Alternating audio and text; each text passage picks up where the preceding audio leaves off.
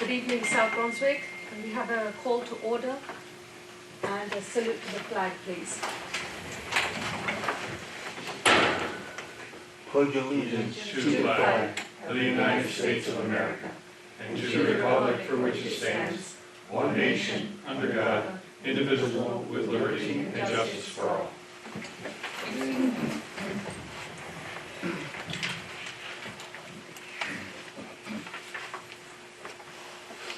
The New Jersey Open Public Meeting Act was enacted to ensure the rights of the public to have advance notice of and to attend meetings of public bodies at which any business affecting their interest is discussed or acted upon. In accordance with the provisions of this Act, the Board Secretary has caused notice of this meeting, including date, time and location, to be posted in the South Brunswick Public Library and the Board Office, filed with the Township Clerk, and communicated to the Home News Tribune and the Star Ledger. Mr. Pulowski, can we have a roll call, please? Yes, just everybody please be aware, we updated our roster, so we'll have a little bit of different order tonight. As supposed to call in order of alphabetical with the board president last. So here we go. Mrs. Deepa Karthik. Present. Mr. Raja Krishna. Mr. Ray Keener. Here. Mr. Mike Mitchell. Mr. Barry Nathanson. here. Dr. Smith Raj. Here. Mrs. Lisa Rogers. Here. Mr. Joseph Scaletti. Here. Mrs. Joyce Mehta. Here. We have a quorum.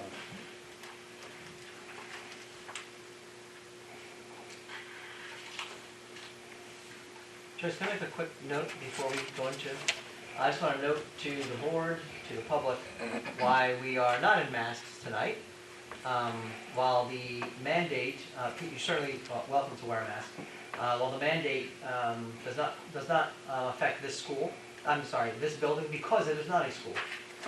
The mayor had enacted a mask mandate. During that time, of course, we did wear masks, and many people still do wear masks. However, it is an optional setting. It does not fall under the rules of the governor's executive order. However, many people do. So I'm just letting people know, why is that happening? That's the reason. Thank you, Mr. Feder. Thank you. Be it resolved that the Board of Education of the Township of South Brunswick hereby moves into executive session in accordance with the Sunshine Law, Chapter 231 of the Public Laws of 1975, NJSA 10(4)-6 through to 10(4)21, to discuss the following: legal communications. Be it further resolved that the discussion conducted in the executive session can be disclosed to the public at any time as such matters have been resolved. Formal action may be taken at any meeting. Can I have a motion, please? So moved. Motion by Mr. Nicholson, seconded by Dr. Raj. Any discussions? Any nays? Abstentions? Motion passes. Make a motion to return to public session. I'll second. All in favor? Aye. All right. Do you have something to say, Joe? Questions? Actually, I would, I can run through the agenda when we get to topics, ask questions.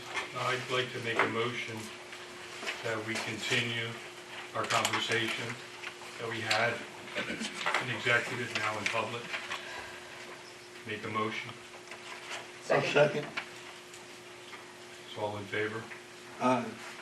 That gets done, that's not you. The president controls the motions. Got it. You can do, a second, I got a motion, I got a second. Motion to call for all in favor. or discussion. Okay, all in favor first. Or discussion first. Discussion. Discussion first. Because we need clarification on what. Well, no. whoa, Wait, Barry. right we now- have to wait for What are we Joyce. looking All for? that's happening right now is the president Joyce is president. has a motion on the table. The president is to call for Oh. discussion before approval of the motion. Okay. Discussion? Barry, do you have something to ask? No. So, No discussion about the motion on the table, so all in favor? Aye. Aye. Now you can talk. Are there any other abstentions, are there no's? Joyce, you gotta run the meeting. You gotta ask the questions. Yeah, so basically I would say, no, that's no on my part. Any abstentions? No. Any other no's? No's, abstentions? Motion carries. Excuse me, can we please have 5 minutes to read through the letter? While you're reading, I'm just going to go back and ask Joyce. We had conversation in executive session, and we were asked you several times for an answer, a simple yes or no. If you would, on January the 11th, you received a letter from Mr. Federer with regards to concerns about ethics and a possible ethics violation. In executive session, you indicated to us that you did not recall speaking. We got our attorney bill, and we have several conversations with regard to the bill. Yes. I'm asking you again, as I did. Do you recall during the month of January speaking to the board's attorney with regards to a letter you received from Mr. Federer in regards to ethics? Thank you, Mr. Keenan, for that. I have looked at the emails. I do not have any emails for this date, but I've also looked at text messages, and there's a text message to the attorney to talk about the reorg. So I can say to you for 100%, definitely I spoke to the attorney about the reorg, and I also did speak to the NJSBA attorney about this letter that Mr. Feder had sent to me, and that was in respect of the Lake Task Force meeting. Our attorney sent us an invoice Can't talk about everything. that You guys gotta We gotta read this. speak up because we can't hear in the public that's watching So- on, at home. what you're stating to us right now Yes. is that you never talked to our attorney about the letter that Mr. Federer sent you, that you talked to our attorney about a reorg, and that you talked to the state's attorney about the letter that Mr. Federer got you. Yeah, Well, not the then- state's attorney, I'm talking about the NJSBA attorney. What I'm saying to you is that my text message tells me that it was about the reorg, so that's what I'm telling you, that I discussed that with the attorney. So- Now, in respect of, charges and whatever have you, right, I've already explained to you that, I don't remember, I have not spoken to the attorney for 12 hours or whatever figure was proposed, or the 3.5 hours, right? So I'm just telling you that I disagree with the numbers, And I think we all understand that. Joe? Mr. President, Madam President, sorry. Louder, you gotta talk loud. Yeah, I'm sorry, about Madam it, Joe. President. I see here on, we're looking over this, Oh. and on the 12th, it says review documents provided by yourself. Right. I have no idea what the documents are. We can ask the attorney what those documents are. I'm happy to do that. I don't know. So you didn't send anything, you didn't provide anything to the attorney? No, I don't know what documents she's talking about. The documents has been mentioned a couple of times on the bill, and I have no idea. Joyce, I'm All gonna, right. I'm That gonna, means- I'm gonna share Wait, something. I have I'm a gonna share a question. factual piece of information. The president of the Board of Education has no privilege here, none. With the board attorney, none. You just shared in public that you did not speak to the board attorney about the letter I sent you on the 11th of January. You just said that, correct? I said, and I'm not saying I have any privilege for anything. What I'm saying about And the I'm telling privilege you is that- we're going to ask the attorney Please to do. come in Please and do. share with this board Please do. the conversation you had. Please do. And if you're telling the board, which you've told the board, you did not have a conversation with our board attorney I'm saying about to this you letter. that I looked at my paper trail, I do not have any emails about this letter about the ethics. The ethics where you had asked me and you had said to me that, you know, you were going to file ethics charges, and the reason for that you had filed, because I think that is important for everyone to know, You think the right? letter says I'm gonna file ethics charges? It doesn't say that, Well, the Joyce. reason why you asked me, and remember, we had a conversation after that. You can say I'm done 100 times, Scott, but we also had a conversation after that where you asked me to step down, right? As No. chair of the, yes, Chair of of the what? late task force, and wait, Go ahead. and the reason why you feel that there were ethics violations and all this is because of this, the time situation, right? That's what you have put in your letter, right? Yes. But, right, and I have explained to Right. you 100 times, right, and I have said this to you by Zoom, and you have the recording there. I have said this to you by email, right? That I did not at any time talk about South Brunswick. We've said this, right? I said to you that it was in reference to the state and what other districts were doing, right? And then you said somebody else had also intervened and told me not to speak and all of this business. No, I don't remember anybody else telling me not to speak about this and that. And then what you chose to do was you opened it up to the entire task force to talk about timings and about ending the school time earlier. You opened that up, right? We had this discussion of why you felt that you needed to do that. We even had Mr. Keener weigh in about, you know, his way, how he would feel, how he feels about this, how he would vote, etc., etc. So the whole thing about that was, and this ethics letter was when you asked me to step down as chair, you said that I'm not allowed, you said as chair, quote, I am not allowed to have any decisions. I'm supposed to be neutral, right, as president. But you know all these people have the letter, chair. and what you're describing is nowhere in this letter? You do understand that, right? Like Joyce, you're literally making things up as you go, because they have the letter. Joyce, Yeah, do you recall receiving this letter? I'm not. Do you recall receiving the letter? Yeah. Why don't I read the letter? Can I read the letter? Yes, Is that okay if I please. read the letter out loud? Yes. Yeah, please. Because everything you're saying is not in this letter, so I don't know what letter you think you got. It ain't this one. I'll read it. Dear Joyce, first, let me reiterate that one of my responsibilities is to protect my board members, and I take that responsibility very seriously. And with you being new to your most recent and important role, I would hope that you seek out and follow offered guidance. Over this past weekend, you and I went back and forth with me sharing that one of my responsibilities is to protect the board and its members from the appearance of both integrity and ethics violations. I shared that your 3 attempts to both remove a sitting board member from a committee so that you could place your own advocate on the committee could be seen as a lapse in integrity. My exact words in my email were, in 24 hours of being elected president, you would have removed a board member, in this case it was Barry, and added an overt like-minded advocate to your position.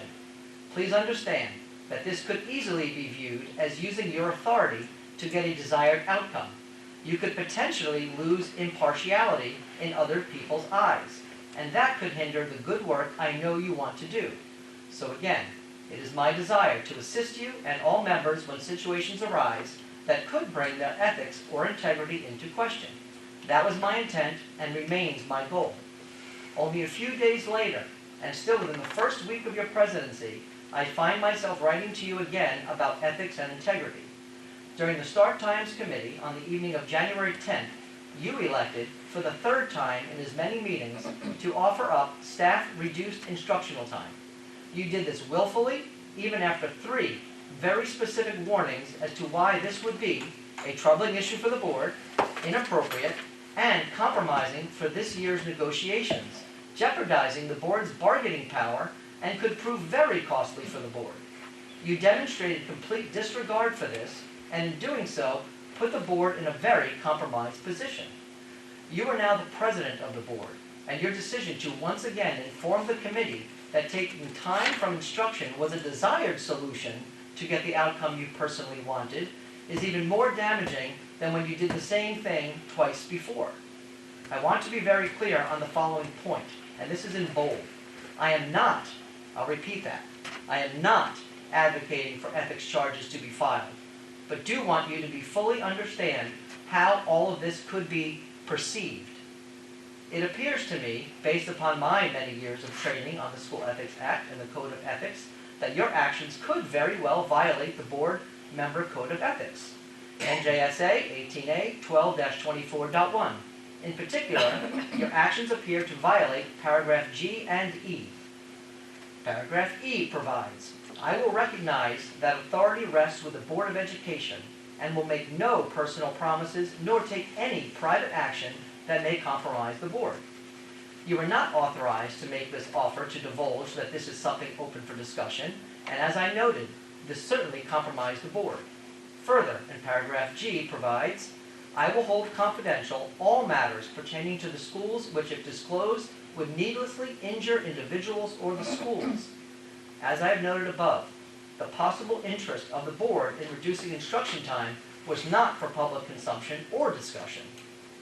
Your revealing this to the public, including the union, needlessly injured the schools as it compromises the board's negotiation power. I would say that you are new to your current role and never was on the negotiations committee. But Joyce, I stated to you on numerous occasions the negative impact this could have. I want to clarify that the warning and guidance I had provided you on this matter was about maintaining the integrity of negotiations and nothing to do with personalities. At the risk of sounding repetitious, I again share that I see one of my responsibilities is providing support and guidance to members. I am unsure how to best assist you if you are going to willfully ignore guidance that is there to protect both you and the board as a whole. To fully understand the damage, consider that time is one of the most valuable assets in a negotiation. It is one of the main assets a board has and one of the main wants a union requests. Without question, they have no reason to request reduced time now due to the continued breach. In fact, not only have you indicated a willingness to give time away, you have conveyed to the union that you want to give it away because it impedes your ability to do something else. An example, implement a later start time at the high school. And the current length of the instructional day conflicts with that desire. The result and financial impact on this is as follows. The average teacher salary in South Brunswick is about $70,000 a year. I have about 700 teachers. A teacher currently works a contracted 7-hour day, of which 300 minutes are devoted to instructional time. So if we reduced instructional time by 10 minutes per day, that would be a reduction of 1,800 minutes a year per teacher, or a total of 1,260,000 minutes of instructional time lost for kids, but still fully paying the teachers the same. The financial burden comes to a total value of over $2,000 per impacted teacher and 1/30th of their instructional time. So for all high school and middle school teachers, that comes to about $400 and amounts to a total value of approximately $800,000 for a 10-minute reduction. You actually propose that we reduce the high school instruction time by 40 minutes per day. This amounts to over $3 million in value, not to even consider the learning impact on reducing school by this amount of time.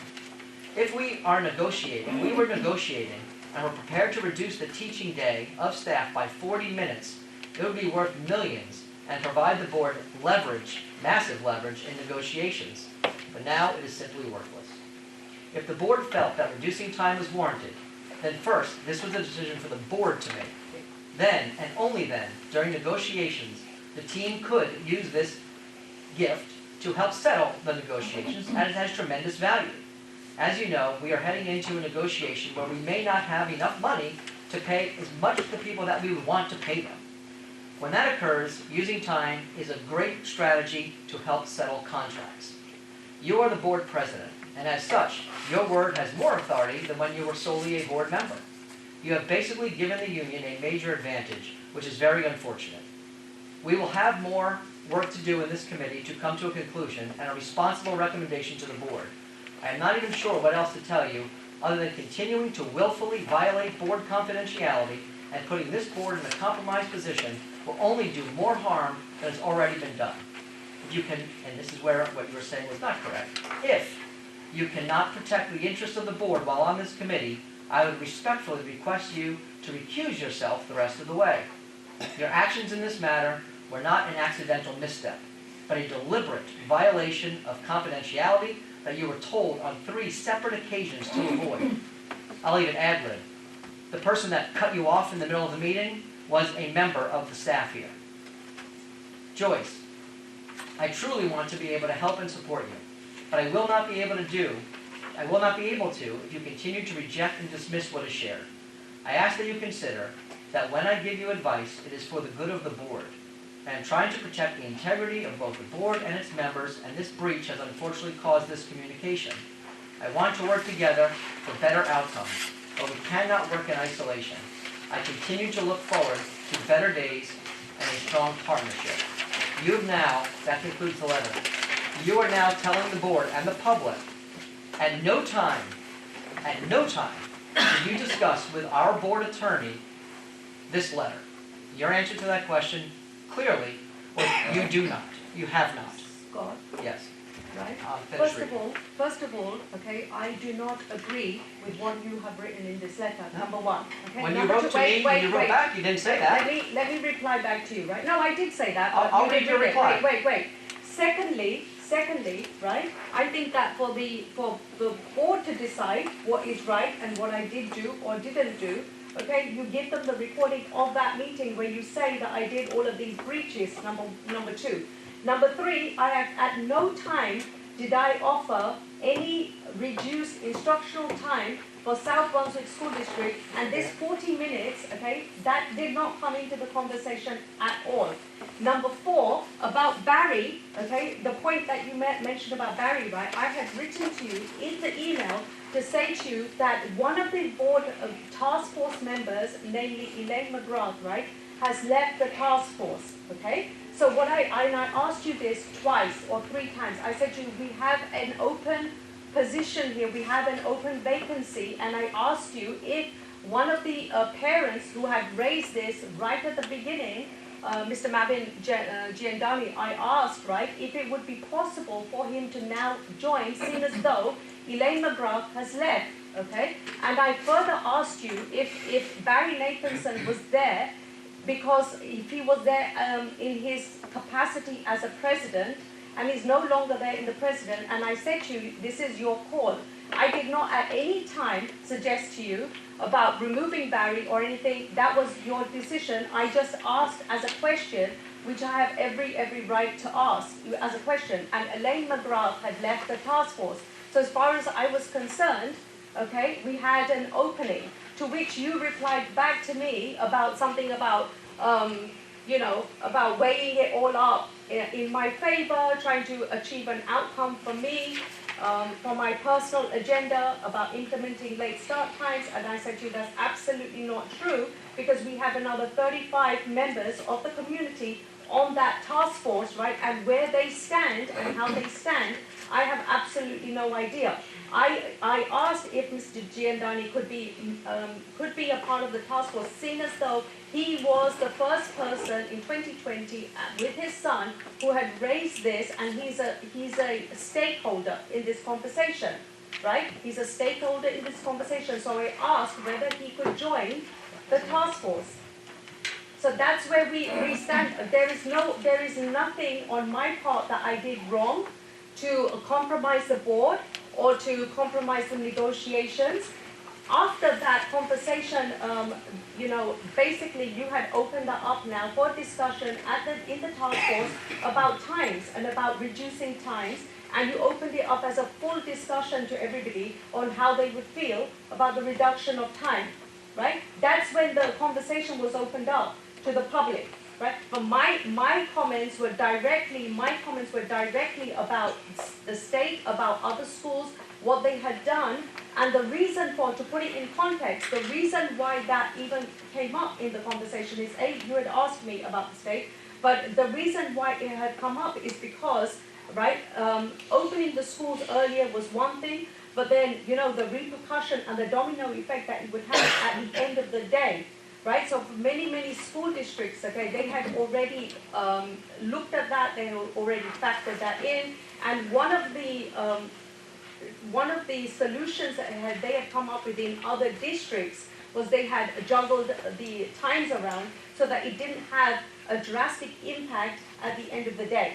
That is exactly what happened, and I say to you that to all of these committee members and everything, instead of this back and forth and these letters and these character assassinations and etc., I say to you, give them the video, let them decide, okay? Let them decide. There's a recording. Let them all decide, right? And let them come up with their own conclusions rather than this. Let them decide. right? Hello, Scott. Would you kindly share the agenda? Would it be possible to discuss, As you are aware, Elaine has now left the district and Barry is no longer president.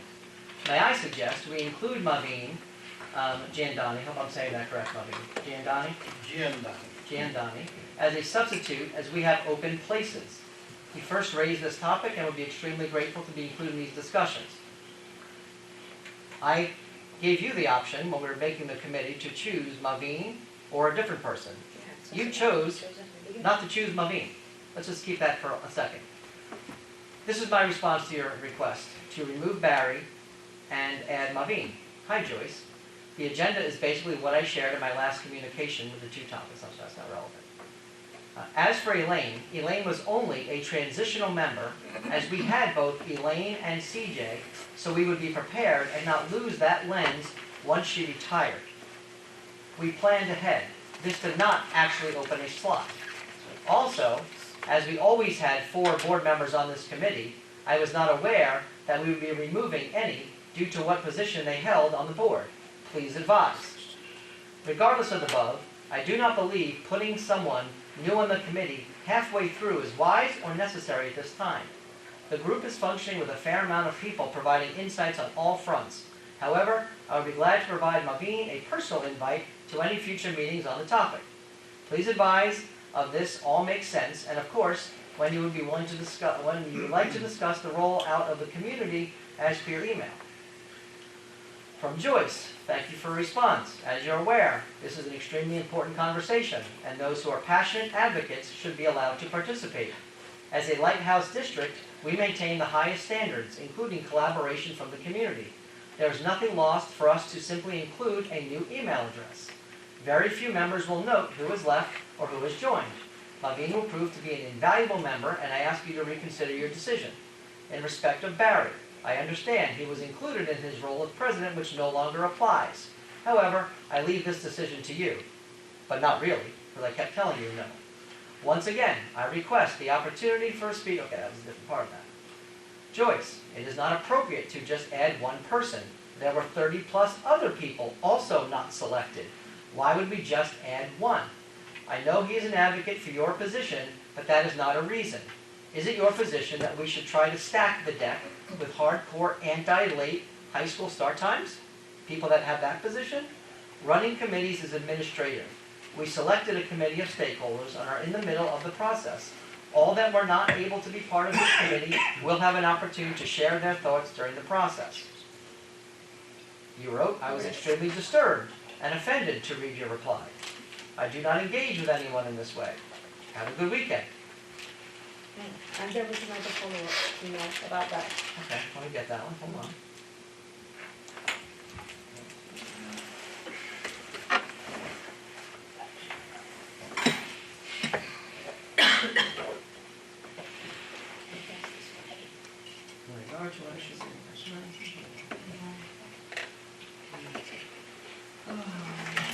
Sorry, didn't know we were doing this.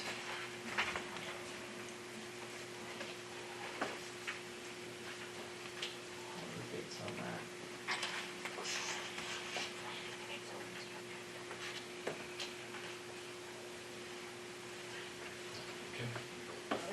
Can I talk while If you have it, you can read it if you have it. The follow-up email basically said that it's, that it's not about stacking one person or anything like that, because there are 35 other people on the task force, okay? And we have no idea of, and that they're entitled to their viewpoint and where they stand on anything. So having an additional person, okay, doesn't stack up anything. It doesn't weigh anything to one side or another side when you have 36, 37 people on a task force, right? And the only reason for my asking this is because Elaine had left, so I felt that there was an open position. That's it. Yeah, I felt that there was an open position, and my asking you, right, is my asking you, and as task force chair, it's a request. I did find it. So, Okay. I did find it. Great. Joyce, Read it, clearly, read it. I ask that you consider the appearance of the situation. You became board president, and one of your first acts was to request to add a member and inferred the removal of a board member. While I am sure this was an innocent request, consider that the member you asked has been an outspoken advocate for the same position you have made clear on the matter of school start times. Regardless of intention, consider what that could look like to other board members, administration, and the community as a whole. In 24 hours, you would have removed a board member and added an overt like-minded advocate of your position. Please understand, this could easily be viewed as using your authority to get a desired outcome. You could potentially lose impartiality in others' eyes, and that could hinder the good work I know you want to do. So again, it is my desire to assist you and all members in all of that. Your response, thanks to your email. Kindly note my position here as chair of this committee. The communications to you are made as chair first. This was a small request as this parent brought this to our attention of our board. Whilst he has not initially chosen, one person has left voluntarily and another seated due to his position. Third time, remove Barry from the position. I didn't say I was going to remove Barry, I'm just telling you. And another seated due to his previous position. Third time. That's Barry. I had raised the point, but asked you to give consideration and to make the decision. Yes. I said no. Unfortunately, even a small request is an issue. Small request to remove a sitting board member halfway through a committee. Not a small request. I understand your points perfectly, but respectfully disagree with you. As a district, we wish to include passionate community members. At the end of the day, I personally have no idea where the other 35 members stand on this decision. I would have made exactly the same request had he not supported late start times. This task force is not a decision-maker committee. As you have pointed out numerous times, we have merely started discussions. At the end of the day, key transportation factors will conclude the final decision. Whatever time is left for the task force, I ask you to work with me. At the end of the day, I have always advocated for health and safety. This is the third email. Time commitment from both of us in writing back and forth about this. Yet your first email says, Scott, this is your decision. Scott made the decision. You gave the decision to me, I made the decision. Yet, you continued re-asking and re-asking and re-asking. That's how this happened. But this is not even at odds. The question here on the table that was provided to you directly was about a letter I provided to you on the 11th of January. Simply put, about $2,500 has been spent by you personally on lawyers, our board attorneys. That started on January 11th with a 1 hour and 20-minute phone call.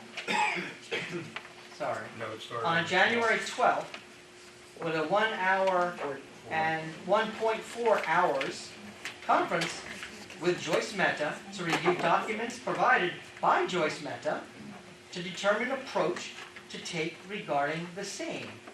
You've sat That's the next day. You've sat here and told the entire community that you have no idea if you had that conversation. So you're calling one of two things. You're telling the lawyer that the lawyer has wrongfully charged the school district, which is fraud. So David, I need this addressed. Yep. The board president is saying, this did not occur. And I have 3 days in a row. I'm saying, Scott, I'm saying the documents, you find out. That's all I'm saying is find out what documents that they say that I sent them documents. Find out what documents they say I sent. That's it. Joyce, they You said are- it you're in the already- bill. you are They said already- they sent you I know, documents. but You know what Scott documents it was. Scott and David are questioning the bill, right? So why No, not we weren't question? questioning that part. No, we're not questioning. No, we're not questioning Bill. Let's not go on red herrings. So if I could bring up a I'm couple saying of to you, whatever points. you're questioning in terms It of was just times. but this is a simple question. It's Right. not a hard question. One question. This is not even 2 months ago. You received a letter, which I just read to the community. The day after the letter, the lawyer charged us about $300 for a phone conversation with you about a document and a plan to go forward. you were asked by now 3 or 4 different people, did you have that conversation with the lawyer as written in the bill we received that the taxpayers are going to foot? That's really the only question that needs to be answered. Did that phone call take place? So I'm again saying to you, Scott, right? Find out about the date, the time, the We did, documents it's that right I've there. sent, right? The documents that I've sent, find that out, right? And also, Scott, right? As you know, right? If Right. I could be excused, I'm Yeah, gonna go please find go out. call Kim. I have a question. I just have one question. Do you recall having a conversation with the lawyer to discuss that letter? Yeah. It's a yes or no, Joyce. I can't. No, Joyce. No, wait, There's wait, no, I can't 100% remember. This, no, listen to me. Wait. No, Before Joyce, I'm not reply. going to it. This letter would be memorable to anybody that received it. Memorable. So the question is, did you call the lawyer to discuss this letter? It's yes or no. There's no way anybody would say a 2.5 page letter is not memorable to this extent.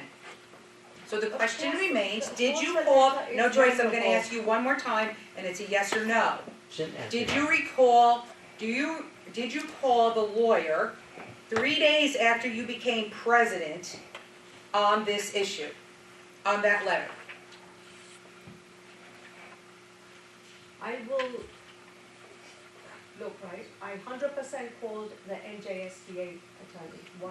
That's not my That question. wasn't the question. No, I That's know, not my I know, question, I Joyce, and know, I'm gonna I keep know. asking it until I get an answer. So what I'm saying to you is that on that date, according to my text messages, it says about the reorg. That's what the conversation was about, right? About the reorg, right? The reorg meeting that we had. What reorg meeting? The reorg meeting. So on a We recorded, had it on a already. recorded video, he Please just ask. called our board attorney a liar. What Please reorg ask. meeting? The reorg, we only had one reorg. Reorg was 5 days before. That was This- at Prior the, to. that was in the board, that was a board, That was that was on a January. That was public 5 board days meeting. before. That was before you became The- president. What was the question that you had about the The reorg? 6th of, the 6th, right? You, The sixth you was the sent out a reorg. letter, Hold on, no, please. you sent out a letter on the 8th thanking the board for making you president. You became president several days before. 6. Right. So why would you have called the lawyer prior to the reorg to ask about the reorg? But the No, reorg was no, no. January 6th, people. Yeah. This was January 11th. Agreed, I know, that's what I'm There's asking. no You- phone call about the reorg What was- 5 days after the reorg. Right, so So that's, you're well, that's where I saying- was going. Did you call the lawyer before the reorg? No, You remember that though. no, I know, I don't. But you, won't- no, I okay, but didn't you call won't the remember reorg. this. You know that you didn't call the lawyer before the reorg, So, No, but you don't remember this. so explain to the public, Joyce, why would you call someone 5 days after the reorganization? About what? You were elected president, Mike was elected vice president, we had a meeting. What are you calling about? Tell me what you're calling about. I don't know, that you need to talk to an attorney about. Nothing went on, I was there, everybody else was there, I don't recall anything that went on that you need to discuss with our lawyer. Does anyone know? I don't know, I'm a little lost. So tell us, please tell us, educate us, what you needed to talk to our attorney 5 days after the reorg about. I spoke to the attorney, okay, about the reorg meeting, right? I've spoken to the attorney about legal issues that I felt came up. For example, one of the legal issues that came up was, Robert's rules, right? Robert's rules about governing the meeting, who governs it, when it becomes out of control, because I did a lot of research and everything, I couldn't find anything online. So that is just one of the reasons why I did speak to the attorney, right? I did speak to the attorney. But I dispute the timings that are written here, I dispute that. None of us are questioning anything about time. Okay, Barry. Just, Smith has a Madam question. President, it is, we are talking about a lot of money here. and it is the taxpayers' money. It is not my money. It is not my fellow board members' money here.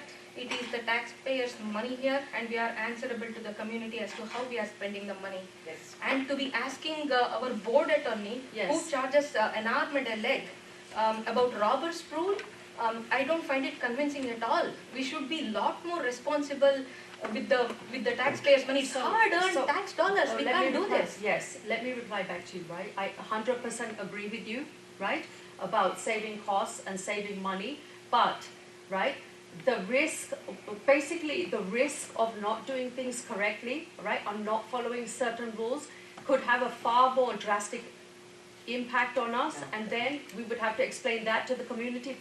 For example, right, if we don't follow certain rules and we are fined, or it impacts our QSAT, or it impacts something else in the community, right, it is better for us, one second, sweet, I just reply back to you, right, it is better for us to completely know, right, what we are doing and how we are doing it. I want to, Lisa, let me explain to you, right?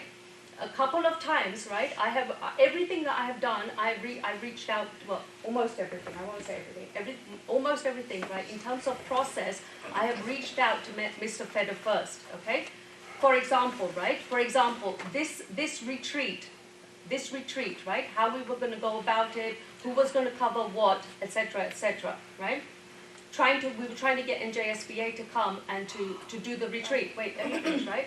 So basically, one of the things that, Mr. Feder has suggested is that we use NJSBA to do the superintendent's evaluation in executive session. This is just one example I'm telling you, right? That's incorrect. Mr. Feder did not recommend that we talk about the CSA evaluation. That came from one of the board members. No, you sent it to me. One of the board, yes, correct. Yes. One of the board members had, wait a minute. Wait. No, Let me reply. One of the board members had suggested that in the board retreat, we talk about the CSA evaluation, right? For all good reasons, Mr. Feder, right, he could not participate or whatever, he felt that, whatever, there might be a conflict and etc. So, he had asked me to reach out and say to NJSBA, listen, can we cover this in executive session, either at our next board meeting or the board meeting after?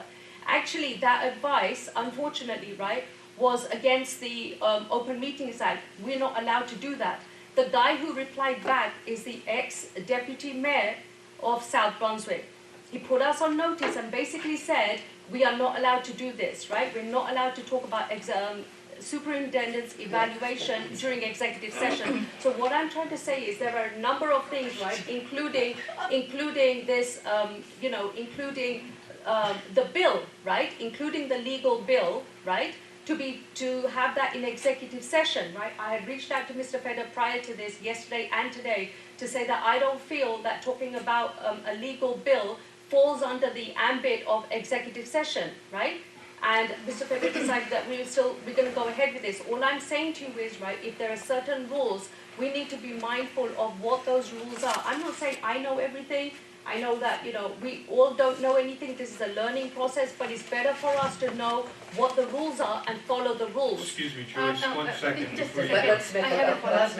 Please. Let Smith Madam go. President, I'm very, very appreciative of your passion to do the right things, but it still did not answer the question. The question was, what was the justification to use the board attorney to learn about Robert's rule? We might have, the call was yours. You could have saved money and you could have asked for NJSPA to help us with it. I did.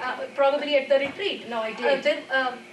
Then what would be the justification to spend taxpayers' money rather recklessly over Robert's rule? I still don't understand. It's like it's a bowl of noodles. That the answer that you just gave me, I'm still having a very hard time to figure out the answer. I don't get the justification behind it. I did go down to NJSBA, right? And I did try to find out, right? I tried to do my own research as to what it was. I think I even reached out to David to say, hey, about Robert's rules, can we have some guidance? Who does this, That was right? a month and a half later. What about the 3 days in a row talking to the board attorney at the cost of about $500, Joyce? Just answer that question. The rest of this, everybody who's watching right now knows, is gobbledygook. Everybody. everybody right now, everybody watching knows what you just did is you just created a red herring I did to not avoid create a answering red the herring. basic simple question of why did you call the attorney on the 12th and the 13th at the cost of $400 to the taxpayers? It was Because- not about Robert's rules. Because And if when- you say that again, when the board Because- attorney comes to our next meeting, they're going to be asked this question in public. that's And their fine. answer is That's going fine. to be the honest, truthful We answer. need Why to, wouldn't we call we it need as- the board attorney. But wait a minute, but you're we a need member of board the attorney. Middlesex County NJSBA board. Mm-hmm. You're an officer. You know that all you have to do is ask them to come and talk. It's talked about at your board member orientation. Robert's rules, they're the experts. So why would you call an attorney rather not one of your peers as a New Jersey school board member? Why would we pay an attorney? I did call. No, I'm you're trying to saying tell you that called I the called attorney. NJSBA, I did call, right? All I'm When saying did to you you call is, them? there are a number of rules now that we need to know what these rules are and we need to follow them. Wait, another thing is this, right? Another thing is this, that I was advised by Mr. Feder, right? That as a president, I can't make any kind of motion at all, okay? I cannot make any motion, right? What are you talking So, about? so I Wait, what are you talking about? contacted. Mr. Feder told you you I- can't make a motion? You said as a president, I cannot make a motion. What are you talking Oh about, my guys? gosh. What are you So- talking about? So there are a number of things. Find that in I some need to- communication. Right, there are a number of Joyce, things. every communication you and I have had Joyce, since you've been president, my trust. every communication, you know what I do, Joyce? Every communication we have is text, email, or what, Joyce? What, Zoom? And I record it. That's Why? good. So when you make that comment that you just made, That's that I good. told you a president can't make a motion, I'll give you all the recordings. You dig that up. You dig that baby up and find me where in the world I came up with I will. a president can't make a motion. Right. You're just gonna keep And a making things president- up as we go. No, I wanna number of further things, go on. number of things, right? Like a president has to be neutral, president cannot have. Everybody has. We all have to be any- neutral. Right? You're A here for the president has to community. be neutral, You're right? here No, So- Joyce, stop. No, stop. Just stop. No, you know why, Joyce? What you're saying is false, and you've lost my trust. Every one of us have to be neutral, not just you. But more so, the board president must ensure that nothing is stated in public, because that is then taken as Bible. This letter tells me that you offered 40 minutes. Don't tell me you didn't, Joyce, I because didn't. there's 35 witnesses. I didn't, Yes, Joyce, you did. there are 35 I didn't, witnesses. Lisa. Okay, I you know what? did no such thing. Fine. Watch You the agreed to recording. disagree. No, Wait a minute. No, No, I did no such Fine, thing. you agree to disagree. I Get- have one question for get you. the recording. Robert's rules. How Get the long has this recording. district have been running under Robert's rules, Joyce? How long? How long have we been running under Robert's rules? Since the act. Since the start of time. It's parliamentary rule. David knows Robert's rules. Joe knows Robert's rules. NJSBA knows Robert's rules. I handed out a document to every single board member here Lisa. let me finish, with Robert's rules. I handed it out. The basics. You can take a class on it if you wanted to. But to charge this district money to find out whether or not, if that in fact is what you That did, which I didn't don't happen. believe. It didn't Which I do not believe, I Joyce. haven't. No, Joyce, I don't believe you anymore. I did. I It wasn't mentioned. Joyce, I have lost all That's trust in you, fine, in your Lisa, position. That's fine. I've right? lost all trust in the president. And when we. I want when it we- noted in the minutes. When we had that follow-up meeting, Lisa, the one that was in the newspapers, okay, if you're saying that you know full well about Robert's rules. I did not say that, Joyce. Right? I did not say that. You just put words in my mouth. You said everybody knows about Robert's rules. No, I said I handed out a document to provide everybody with the basics of So then- Robert's rules. so you Joe know- knows Robert's And you rules said and you know- David's. You know Robert's rules, right? I don't know Robert's rules. So that meeting that we had, Lisa, Oh my God, had she's we just followed, I'm not making stuff You up. are, Joyce. Had we all followed the Robert's rules, it would not be out of, Deepa it wants would to not be say out something. of, it wouldn't have happened that way, right? Deepa Sorry, needs to speak. Deepa. She's lying. I'm not lying at all. So folks, I'm the newest member on the board, right? So You guys gotta speak talk. I loud. have to speak The up. Loud. mic is in I'm the ceiling. speaking up, but I don't want to raise my voice, That's but I'm you. speaking up in an even tone. So may I request my fellow board members, if they want to put a point across, please maybe not shout at each other when you're saying that, and we may be respectful to Absolutely. each other. Absolutely. agree. This is my sincere request, because we need to maintain the decorum of our, of our team, of our board, of our office, and, we are responsible for this community. We have willingly taken this responsibility, and we discharge it with the highest integrity and transparency. So this is my sincere request, please, can we respect each other and speak in a manner that is not disrespectful while disagreeing with each other. Thank you, Lisa.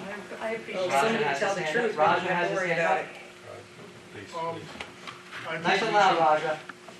I think we should answer the question that Scott is asking, whether it is a yes or no.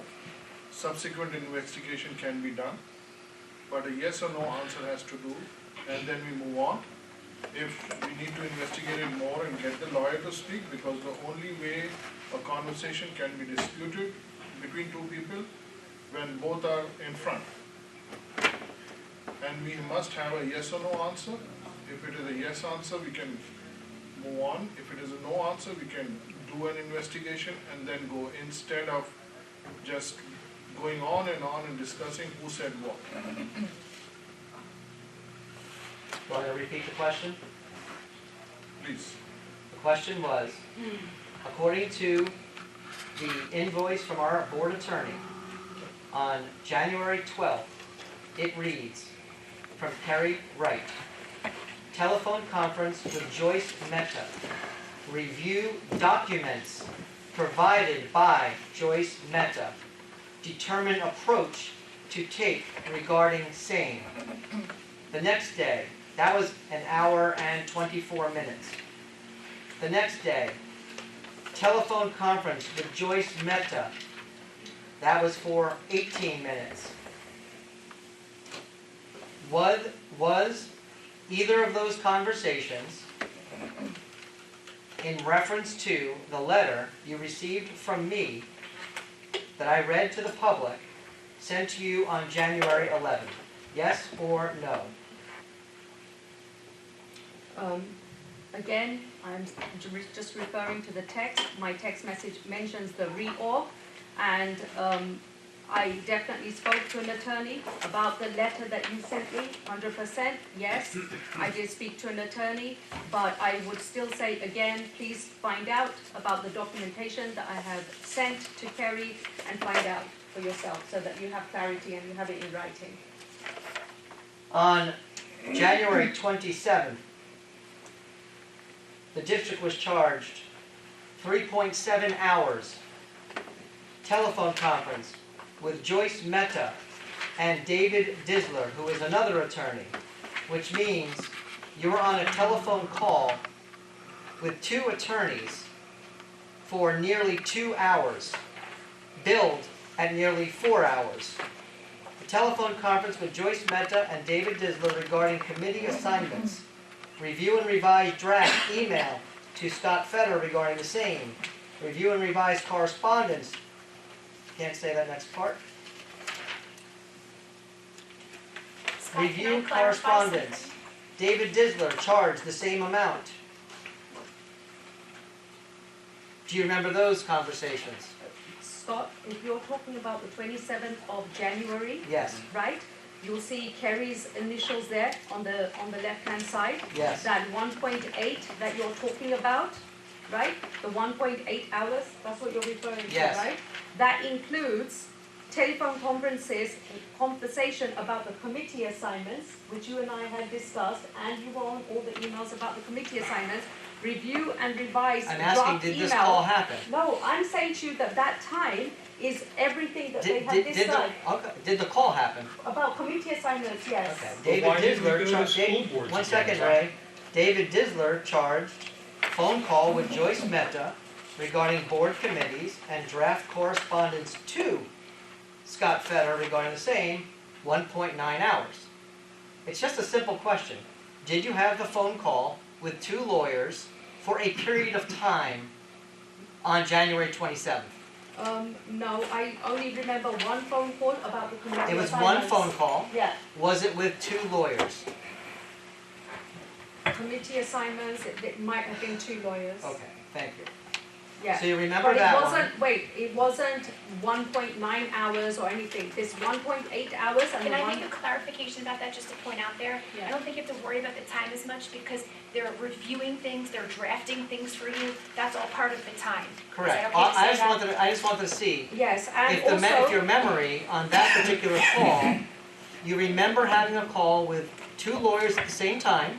I'm not saying how long it was, I don't know how long it was, I was No. not there. And I'm saying, all I'm saying, my only point that I'm making to you is that 27th of January, the time that they've allocated and the money that they're going to charge to the Yes. district is everything. It's about these documents, email to Scott Feder, about correspondence and whatever. I understand that. Terminations, the email to I- Kim Malloy White. Tim? Don't give those initials, please. Yeah, no private. No No, initials. no. And the email to Kim Malloy White, and it was all the work that they did, So, including a phone call, yes. all I'm asking, Yes, and I said yes so about you the committee recall assignments. speaking to 2 lawyers on January 27th about committee assignments, Yes, but you have told the entire community you have no recollection 2 weeks prior where you were on the phone for 1 hour and 24 minutes, actually on the phone for 1 hour and 24 minutes with our board attorney, and you've told everybody you honestly do not recollect that conversation. Scott, I was not on the phone with anyone for 1 hour That's and not the 24. question. No, that is the question. No, She's that is- denying that she had the No, call. no, no, 1 hour and 24 minutes. No, were you on the call with them to discuss the letter? And you've said that you Don't don't worry know. about the time. I was on the call with them, according, about the reorg, that's what I No, had that's not my 100%. question, Joyce. You said it was Robert's rules. Yeah. Now it's the reorg? Is that- No, right. Robert, you asked, you've asked me, right? Yeah. About why we needed to get in touch with them and, right? And I had No, I did emails, not. No. And I have emails, Barry asked about the meeting, right? Where this conversation started was, you were asked a direct question. And your answer to that direct question was, I don't recall. It wasn't that you recall it being something different. Your answer was, I don't recall. I have to check. And I checked my. I said, Yeah, I told the truth. And I told you exactly what it was. You have stood by your position that you don't recall. So, to Raja's point, and to Deepa's point, I recommend to the board, we're not going to get anywhere further on this. Correct. The board president has made a statement that she spoke to the board attorney on January 11th and January 12th. But other than recollecting a conversation about a reorganization meeting that happened 5 days prior, or the topic of Robert's rules, was the only thing that you recall discussing with them. And that you at this time have no recollection of discussing with them at any level anything to do with the letter that I read aloud today. Scott. I'm just saying, is that an accurate accounting? Scott, you and I have been in discussion, and on the emails, that when I contacted the attorney, you were copied on the emails, is that correct? No, in fact, that's a direct lie. On January 11th and January 12th, you're saying on January 12th, 1 second. I would like to see the email. You told me you called the attorney and spoke to the attorney for over an hour about reorganization and Robert's rules. 1 second. I did not speak for an hour. George, while you're looking, I want to bring up something, because I want to piggyback off of what Smith was talking about the amount of money going back and forth, talking to all the attorneys. In everybody's packet is the preceding 2 years. If the board has looked at it and we pointed out an executive, and I want to make sure it's on the record, where I looked at the preceding years, and that once I have is my initials attached to anything. And then Scott was asked prior to me being president, when Harry was president, in the 5 years he was here, that no board member was ever charged by an attorney for any discussions. So there is a real big issue here, is that I don't understand why you feel compelled to speak to an attorney when you have professionals that we employ that helped me in my 2 years, that the year before I was president, I was vice president, and Harry communicated everything, and Harry and I were close before I was vice president, and I knew the conversations he had with Scott. And through the association, we have all of this information is available, and they present the trainings for free. Ray, I'd like to stay on point. Joyce, you just told the entire public that before you made that phone call about reorganization that happened 5 days before you made the phone call, or Robert's Rules, where you sit on the NJSBA board, you felt you wanted to spend money with the attorney, you're saying you told me, you just told everybody that you sent me an email that you were going to do that. 1 second. Please produce that one. 1 second. Two things I want to say. First of all, Wait, can we stay on this one point? I You want just to told reply back. everybody I want to reply back that you to said Barry. there was 1 a- second. Stop. I want to reply back to Barry. Okay, Barry, right? As we only have here the documentation for January, right? Yeah. When you contacted the board or didn't contact the board, right? It would be nice to to see the presidents how many times they how many Go times for they it. contacted the board, right? Not once, right? Joyce, And I'm how telling many you. times Harry Not once. contacted the board? Harry I didn't would say, either. and I Zero. would say that Harry as was a president president, of the as a association. well, please no interruptions. I'm just trying to reply back, right? What I'm saying is, right, that in order for any board president to do checks and balances, right, there are legal issues, there are legal questions that come up, right? Right? That is why the president is allowed to contact the board. That is why it's in the bylaws. The president has the authority to contact the board to ask about any legal questions, right? I, as a board president, am not. I am wary about legal expenses, etc., etc. We have had the conversation with Mr. Feder about when Mr. Disler was coming to the board meeting to give the ethics presentation, and the cost was something that we had both discussed, and we had both decided that he would come right at the end to reduce cost and etc., etc. But what I'm saying is that when a board president is given the authority to question and to ask about legal matters and legal issues, it's important for the board president to do that. And what I'm trying to look up right now is the emails that Scott and I had discussed, and I had reached out to the board attorney where he is CC'd on all of those emails, okay?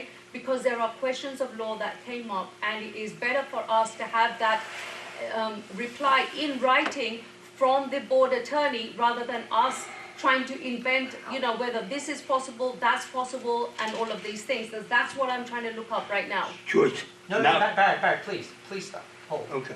Well, Hold. Just hold. I have to Please. defend myself. You don't. You really don't. Okay. Joyce, I'm trying to follow in Raj's words. So Raj, I'm doing my best. Thank you. You just made a claim, and I don't want, please, no one interrupt with any other topic. You made a claim that you emailed me or CC'd me on some email on January 12th that informed me you were reaching out to the attorney. Please produce that email. Scott, I did not give you a date. I'm trying to pull But up I'm the giving emails. you the date. It has to be I this am date. trying to give you the emails where, you and I already had January the discussions. 12th, not any other and, date. And where I have reached out to the attorneys, right? And that was Yes, with the January 12th. full discussion with you. Yes, January right? 12th. And you had asked me to do that, right? No, Not on, I don't know, I'm trying but to we're only look up a talking about date. January Right, 12th. I'm That's the trying to only look up date you the date. mentioned. That's No, the I'm only trying to thing look being up a asked of date. you. It's the only one though, No, Joyce. so we are, If no, you tell so about we- another date, you're answering a different question that is not being asked. No, all I'm saying is, But why are you saying that? All I want, you Because- just said, did you email me, simple question, I'll try again, Raja. Simple question. Did you email me in any way, text, email, anything, on January 12th prior, or any time prior to January 12th, that you were going to be reaching out to the attorney? Yes or no? I'm looking for it. Okay, I would say hold the meeting, even maybe adjourn for 5 minutes, 10 minutes. I would make a motion. I can't make the motion, I would Can I invite. just apologize, please? I'm asking someone to make a motion. I'll make the motion. I second. Keith will second. We are now in adjournment, Dave. All in favor? Aye. Hold on. She seconded. I just would like to follow up and re-ask the same question to see if we can close this out. Joyce, you made a claim that you sent me an email sometime before your phone call on January 12th, regardless of what that call was about. Can you produce for the public or this board that email or communication? Mr. Feder, I'm looking at the emails, and there are a lot of emails that I have sent to the attorneys. I'm trying to look for those dates. So far, I've only come up with the January 28th date, and one reply that the attorney had replied to you on February 2nd in respect of board committees. So Yeah. I was not copied on that. It was just an email to you about board If committees you have the and email, Robert Joyce, rules. Yeah. either I forwarded it to you or you were copied or you would not have the email. Yeah, so I have this email, but it's January about, 11th or January 12th is the only dates in question right now. I cannot pull up any, you adjourned for an opportunity for me to pull these up, and these are the only emails that are popping up on my screen. That Here's actually January follows. 22nd, January 28th, and this one of February 2nd, which you had forwarded to me at 10:55 a.m. That's all I have about Robert's rules and committees. That there was in fact no email, no communication of any kind as evidenced by the lack of an email that was ever sent or copied to me, as you just informed the board and the community you had done prior to your January 12th conversation with the board attorney. Thank you. Mr. Feder, Yes. okay? First of all, I did not give the dates. What I was looking for, just to confirm and for clarity's sake, what I was looking for is there were several emails that have been sent to the attorneys, okay? And they include all of us, including you, myself, some of them I don't know if Ms. Fiduciary was copied on some of them. And those, I'm looking for that so that we can see the trend and what was happening, why things happened, why I contacted the attorney, and for what process, and to answer everybody's questions here. That was what I was looking for. Okay, to be clear, what you had shared with the board and the community was that prior to your phone call on January 12th with the board attorney, you had sent me an email accordingly. That is on the record. That is what you said. It has now been proven that it did not in fact happen, and you chose to call the attorney on your own. Now, I want to point this out. You choosing to call the attorney by itself is not a problem. The concern right here is you just lied, at least for the second time tonight, in saying that you communicated to me before you did. I didn't need you to. You just offered that as you did. No, I didn't. I said, Then I'm good. no. Anyway, I'm not going to go into this. All I'm saying is that that we have been in communication. You and I have had discussions prior to my reaching out to the board attorney, right? No, And that's we're not talking about every conversation. only the We're not first one, saying- January 12th is the only one in question though. Everything else you're bringing up is not part of the conversation. The only question you were asked was, did you speak to the attorney about the letter I sent you? You already answered that you have no idea, or no, you didn't. Then you brought up and said that you sent me emails about a conversation, which I informed you you did not. You've insisted you have. That's all. Going to January 27th and February is not part of the conversation. I will admit 1,000 times over, we had conversations about issues you were having with the committee structure. Absolutely. Yes. That has nothing to do with whatever this phone call was on January 12th. That's all. I just want to stay on point. I don't want to add new flavors to this. There's no flavors to this. They need to see a timeline of what happened and There's why. one date in the timeline. It's called January 12th. There's no other date in the timeline.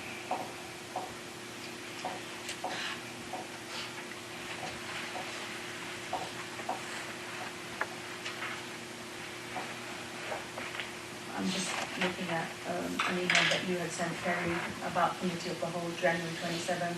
I cannot find. Madam President, would you other like more emails. time? Would you like us to go back and to take a break for a little bit longer? No, I think that we need to move on, and I think that we need to cover the other topics for the retreat. Let's move on, and I'm still looking at emails here to see a timeline. So you would like a little break to continue to look? No, I'll continue to look, but I think that, being mindful of everybody else who's here as well, it's 8:30 p.m. So let's continue and let's finish what's happening for the retreat. Let's finish the topics under the retreat. Well, I'm not sure how we can do a retreat if you're going to be focused on watching emails. If you're going to be looking at You're emails, supposed to be running the retreat. I think that we can proceed so in you're doing not the going to look. retreat. well, for the last hour and a half, you've been looking at emails, and we still don't have an answer, Joyce. Perhaps if we take another 10 minutes, you can find, It's not an hour give and a half. us and the community an answer. I think that we'll get the answers. There's a number of questions that have been raised here today, a number of them. I think that we'll get the answers that we need. And I think that all of you need to have, something in writing, and you need to get the answers. That's it. No, the public needs to have the answer. I'm sorry, what do I need in writing? I didn't understand that part. I just said that a number of issues have been raised, right? One basically. No, a number of issues have been raised, right? No. One. Yeah, One. we have, no, One, we, Joyce. no. Okay. We have spoken about, the ethics letter, we have spoken about what I have done, what I haven't done, what I've cost the district, everything, right? I think that, I think that everything should be out, and I think that everyone here on the board needs to make up their own decisions as to exactly what I did do, what I didn't do, right? In respect of the task force, you need to be clear in yourself exactly what I said and did. You need to have that information 100%. And also, right, in respect of the attorney, right? Yes, Mr. Federer is right. Allowed to contact the attorney, right? I'm allowed to contact the attorney for any legal matters, right? As he's allowed, Mr. Klowski is allowed. They're all allowed to contact the attorney. So that's what I'm looking for, is a timeline, and to give that information to you. So I think to go to Lisa what has Joe says. Lisa has her hand Go up. ahead. I want to make a comment, because I think we need to move on. But I want to first apologize to the board members for that outburst. I take very seriously my job that I've been elected to do. And when it comes to money, I take that extremely seriously. So I want to apologize. And the reason I take it seriously, because several years ago we went through the same thing with the previous administration, where money was being spent without the community's knowledge, and I made a vow to never have that happen again. And part of our responsibility when we take the oath is to do the following. I will recognize that authority rests with the Board of Education and will make no personal promises nor take any private action that may compromise the board. You've taken a private action. Even though you're allowed to do that, you've taken a private action by calling the attorney without letting the board know why you did that. You've not been able to provide us with that. So I'm very concerned, Joyce, and I will allow you to provide us with your defense, because that's what it's coming to right now. Because as I said before, I've lost all trust right now. And I would like to move on, but I've heard his emails, he's read his emails, I've read this. I'm very concerned that the amount of money you're spending by the end of the year will hedge the same amount of money that was spent by the previous administration, over $12,000. And I will not allow that to happen. I personally, because I'm a taxpayer, as every single person on this board is a taxpayer. And I take that very seriously. So Lisa, when you spend money Yeah. and you can't account for it, that's a problem. So we'll give you the opportunity to account for it. Exactly. But That's what I'm I think asking that for. goes further than that, Lisa. I think, one, I'm concerned if we're spending money for Remember, people, attorneys. you have to speak. I'm concerned that if we're spending money on attorneys, the same as you, wastefully, but then you don't recall the conversations that you spent money on, that concerns me. But the bigger issue that really concerns me is, as Mr. Federer pointed out, you have lied to the community twice in this public meeting, and that concerns me very much so. I don't know what that sets with the other board members, but I'm concerned about that. Mr. Pina, thank you for your comments. I have not lied, and what I'm trying to do is to show you and for you to have that clarity and that transparency, right? And that's exactly what you all need to have, right? You all need to have that, and then you can make up your own minds as to exactly what I did. When do we Can you give me expect an that? idea, Yeah. how many emails do you have in your bin? How many emails, the number of emails? Many. Many, okay. We'll say 2,000, I and you have can no sort them idea. by name. No, I have no idea. You have spent the past half hour looking for one specific email dated January the 12th. That's all we're looking for, one. Mr. You Pina? found, wait, Yeah. you found the 28th, this February 2nd. All Mr. Federer asked you for was to produce one email in which you stated you CC'd Mr. Federer in on a conversation that you were going to or had with the attorney. That's all we're asking you to produce. You can sort by date, and I'm sure you get more than 25,000 emails in a day. You should be able to sort and find that one email. That's all this board is asking, is one email. That's what Raja asked. Just show us that one thing, and then we can move on. But you can't do that. You spent over, we had to go into break. You're not able to produce one email. Mr. Pina, Okay, please. one email. No, Mr. Pina, I will get you, no, not just one email. I will get your whole timeline. We don't want a whole As to timeline, Ms. what Meta. happened. We want one email. That's all we Right? want. As to what happened. We can talk the timeline after No, that. We just want one email. What we're talking about right now is justification of legal costs, right? That's what we're talking No, about. we're not. No, ma'am, we're not. January 11th, We're asking for one January email. 12th, what did you speak to the attorney about? You said it wasn't about the letter, it was about Robert's rules or reorganization, which happened 5 days prior. And it was not about anything to do with the letter I read to the community. That's all. You then said you had an email that you sent to the attorney, copied to me, about that phone call. That's the only date in question.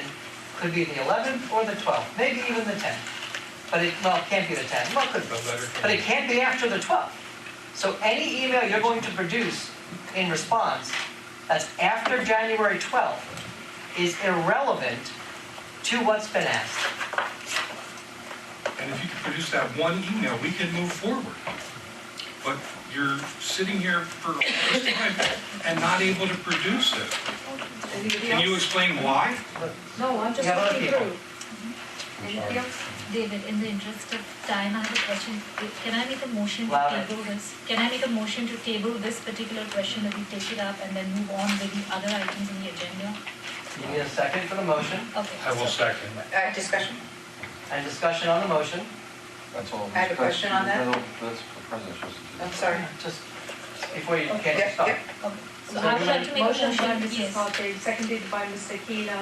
Discussion, Mrs. Rogers? Yes, will that be placed on the next Board of Education as old business? The agenda for old business? Yes, it would, it would stay there until it's addressed. Thank you. Any nays? Any abstention? Motion carries. Thank you.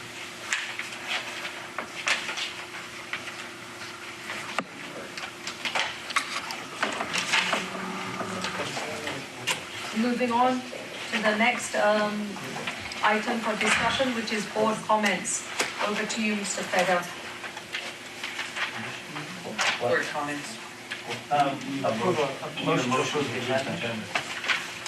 So moved. No. Oh, Karen. oh, I thought you called. Motion to approve this agenda for tonight. Can I have a motion, please? Dr. Raj, can I have a second, please? I'll say. Mrs. Karthik? Any discussion? Any nays? Any abstentions?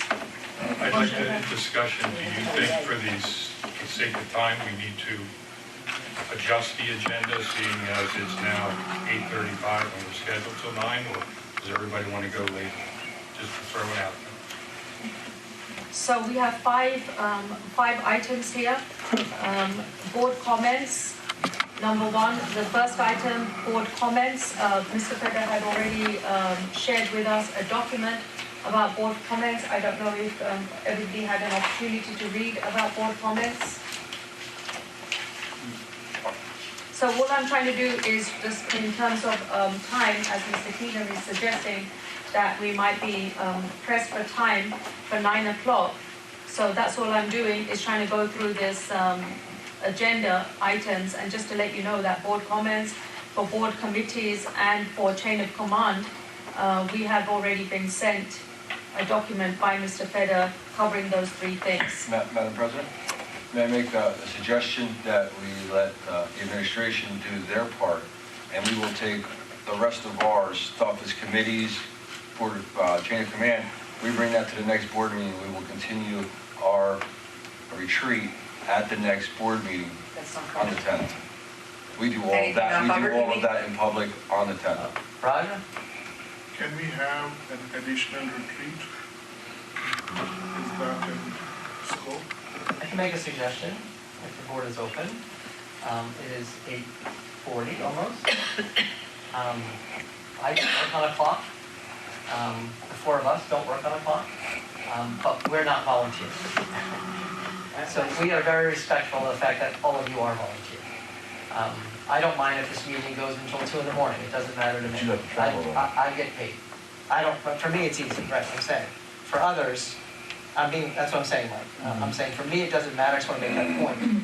However, if the group wants to end at 9, I could go through certain elements of the agenda, kind of to Joyce's and to Joe's point, and then hold the others for a different date.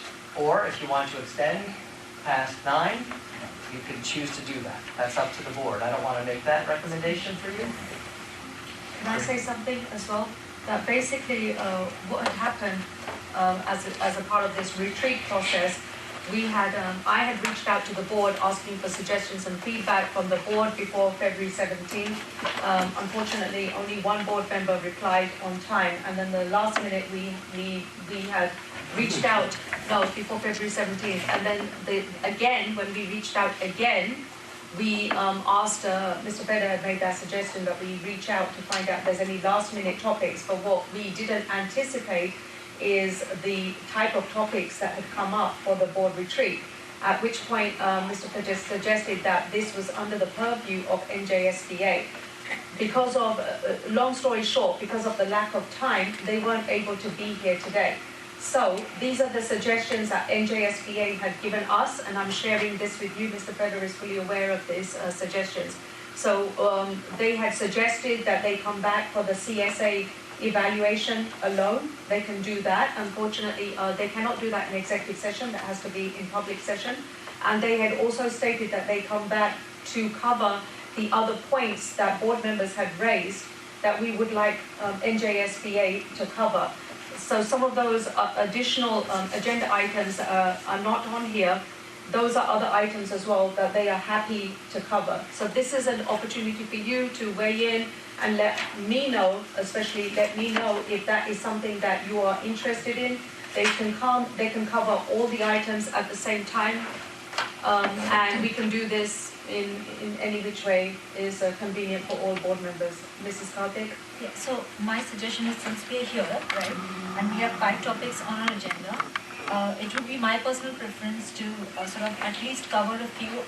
I know, folks may want to be home, but since we are, we have mentally prepared with some thoughts, we can at least cover a few, and then if you want to call it a day at 10 o'clock, we can do that. I would suggest if we can move past an hour. If I that's would like fine. to piggyback off of that, thank you, I appreciate that. And Yes, sir. you've already brought it to the attention, board comments has been on there for a while, we need to continue. Committees, where we've got information, chain of command, but maybe we want to focus on board motions, voting, and transparency next, spend some time on that, and then see what time allots, but that's just my thoughts. My personal suggestion would be to prioritize board comments only because this is something that has been taken off the agenda for many, many months right now. We need to come to a decision, how we're going to move forward with this, if at all. So my 2 cents is to start with board comments, but I'm happy to discuss anything else that the board I'm fine with that. wishes to cover. I think that's just my personal opinion. I know board comments has been on the table for a while, and it's not something we're going to get through real quick. That's why I figured board motions was something. I disagree with you, Mr. If there are two, why don't you, a recommendation to move us, we gotta keep moving. Okay. How about board comments first to the president's request, and followed by board motions, voting and transparency, and we'll see what time is at that point. At that point, we can choose to adjourn the meeting. That works. Does that work? All right, so let me go to, I'm gonna pass all this, all of our cute little pictures, but I wanna go back and say, look at that top of the group there. And we're gonna go to, forget all that, forget that, board comments. So what I provided for you, this is a modified version of what I sent you earlier. This is a document that I just created a year ago about when the, not that long ago, could be a year, when the conversation of board comments. And what I did share with the board at that time were that the comments that were being made, and actually everyone in this room, I believe, was at that board retreat, because Deepa, while not a member of the board, happened to be at the retreat. So actually all of you were at the retreat, and we had this discussion. I believe that was back in October. And that discussion talked about the dangers of board comments if used in a certain way. And so what I crafted and shared is that the comments should kind of meet certain parameters. So that's my suggestion to the board. One, it should be pertaining to school district business. This isn't a time for Ray to start talking about a family function he had over the weekend. Sorry, Ray. Avoid singling out one person when a group is being recognized. Let me be clear on that. If we are honoring retirees, it's not a time for individual board members to pick a specific retiree and acknowledge them separately.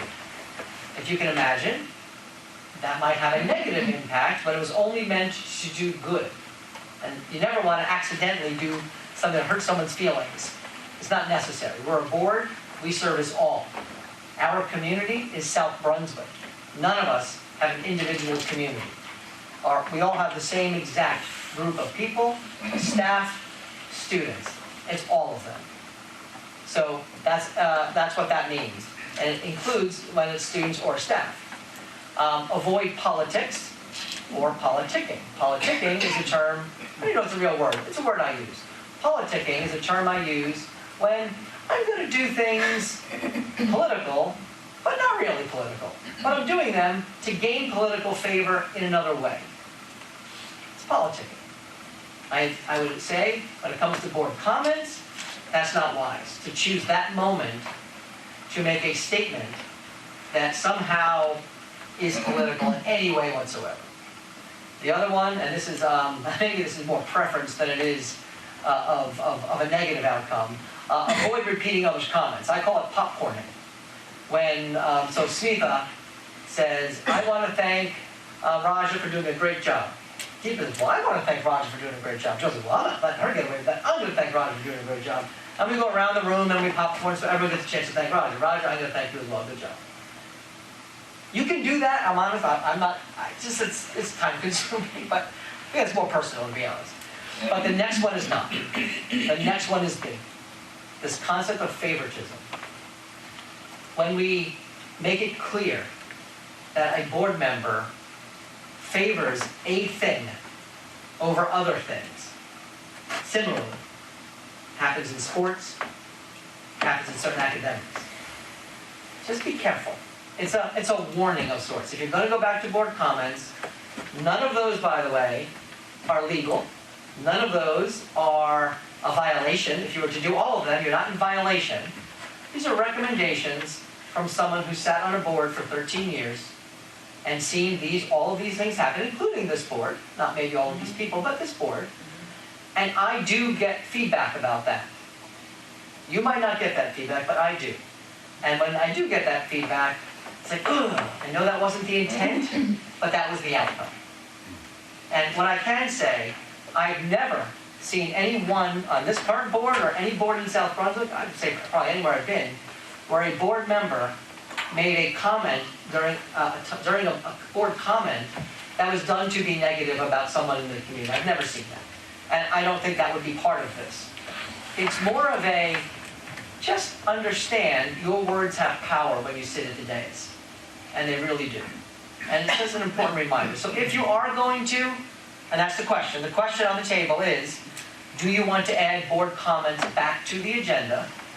Second question would be, if you do, when? Meaning, what part of the agenda? That's the question. And if you add it back, and none of you follow that, you would still not be violating your ethics or violating anything. It's a suggestion based upon the feedback I received over the course of time in my seat, in this district as well as 2 others. I will yield the floor. Mr. Mitchell. Since we meet twice a month, except for certain months, could we try it once a month and maybe build up from there if necessary? Try what you want once. We could do board comments one meeting, maybe a meeting is not so lengthy. We could put it on the agenda for that meeting. Even if we just say it's every second, because we meet every second and fourth Thursday of each month, so maybe the second Tuesday or maybe the fourth Thursday, maybe the fourth Thursday. It's just something I want to put out there. Dr. Raj. Thank you, Madam President. This conversation started after our October retreat, during our October retreat. We have been in board meetings since then. And it is my personal experience that I did not need an opportunity, to comment on, place my comments, board comments, because we have now moved on to working session model, and every item on the agenda can be discussed, and if I have a comment regarding the agenda, I was free to speak. I don't see a justification to commit extra time for board comments if it is not concerning the business of the school as specified in the agenda. And if there is something I want to talk about and it is not on the agenda, there is a provision right in the beginning of the board meeting where we can request it to be added in the agenda. We can have a motion, we can have a second to be for the item to be added in the agenda. So there is enough opportunity for me to speak my mind if I have any comments regarding the agenda items, which should be the board's, which is essentially the board's focus. That is what is our job. And having a broad, a specific time to just speak about anything under the sun, that is pretty much what the provision for board comments is, will definitely not add to the benefit of the school district, and it is not going to do us any good. Thank you. It's not efficient, I mean to say. Thank you. Mr. Keener. I completely agree with everything you just said, and well said. Thank you. Mr. Nathanson. Yeah, no, I agree with Smith, it's not necessary.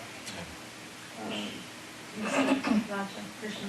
If this needs to get added board comments, what are the examples that we are going to speak at board comments? Because everything else will be covered like what Smita just said.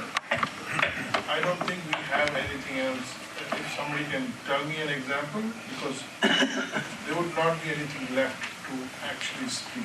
Can I reply to that? Yes. Okay, Ms. Krishna, so basically, board comments, the way that board members used to make certain comments, right?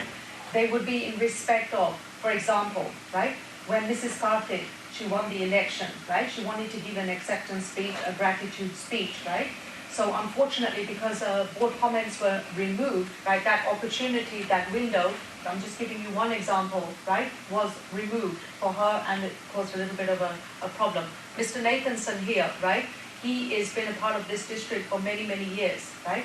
So somebody, somebody that he's, he's connected with, somebody that he knew, something important that has happened with that person, maybe they passed or whatever, right? He has a lot of information to share with the board.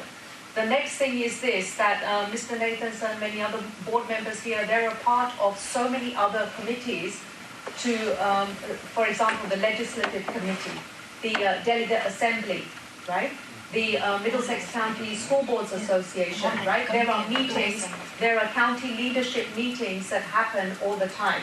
So these are just some examples of where board members might want to, give a board comment in respect of these other, meetings that they took part in, and they want to be able to give feedback to the board. So I'm just replying back to your question. Mr. Scaletti. Madam President, we already have a spot on our agenda that talks about committees. I know, and liaisons. I know for myself, I will speak on facilities.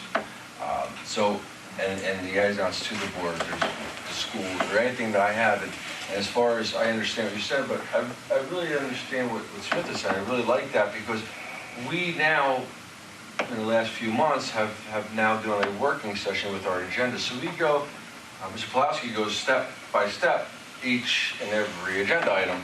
So if there is something in that agenda item that you want to speak about, Yep. that's your opportunity to speak about. Mr. Pulaski goes nice and slow, and he asks any questions this one through this one. So if there is something in that specific area, we can then talk about it. So yes, we have stuff on committees and liaisons. This is board comments.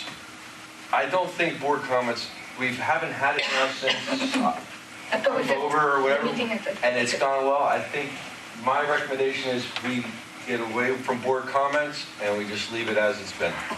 So the consent agenda items, talking about the consent agenda items, that's already on the agenda up for discussion. So we're not talking about that. We're not actually talking about liaison reports either, right? Committee liaison reports. No. So what I'm saying is there's an opportunity. I lost you, I'm sorry, can you repeat that? So what I'm saying to you is everything that you spoke about, as Dr. Raj has said, right? Everything that you referred to is already allowed within the agenda, right?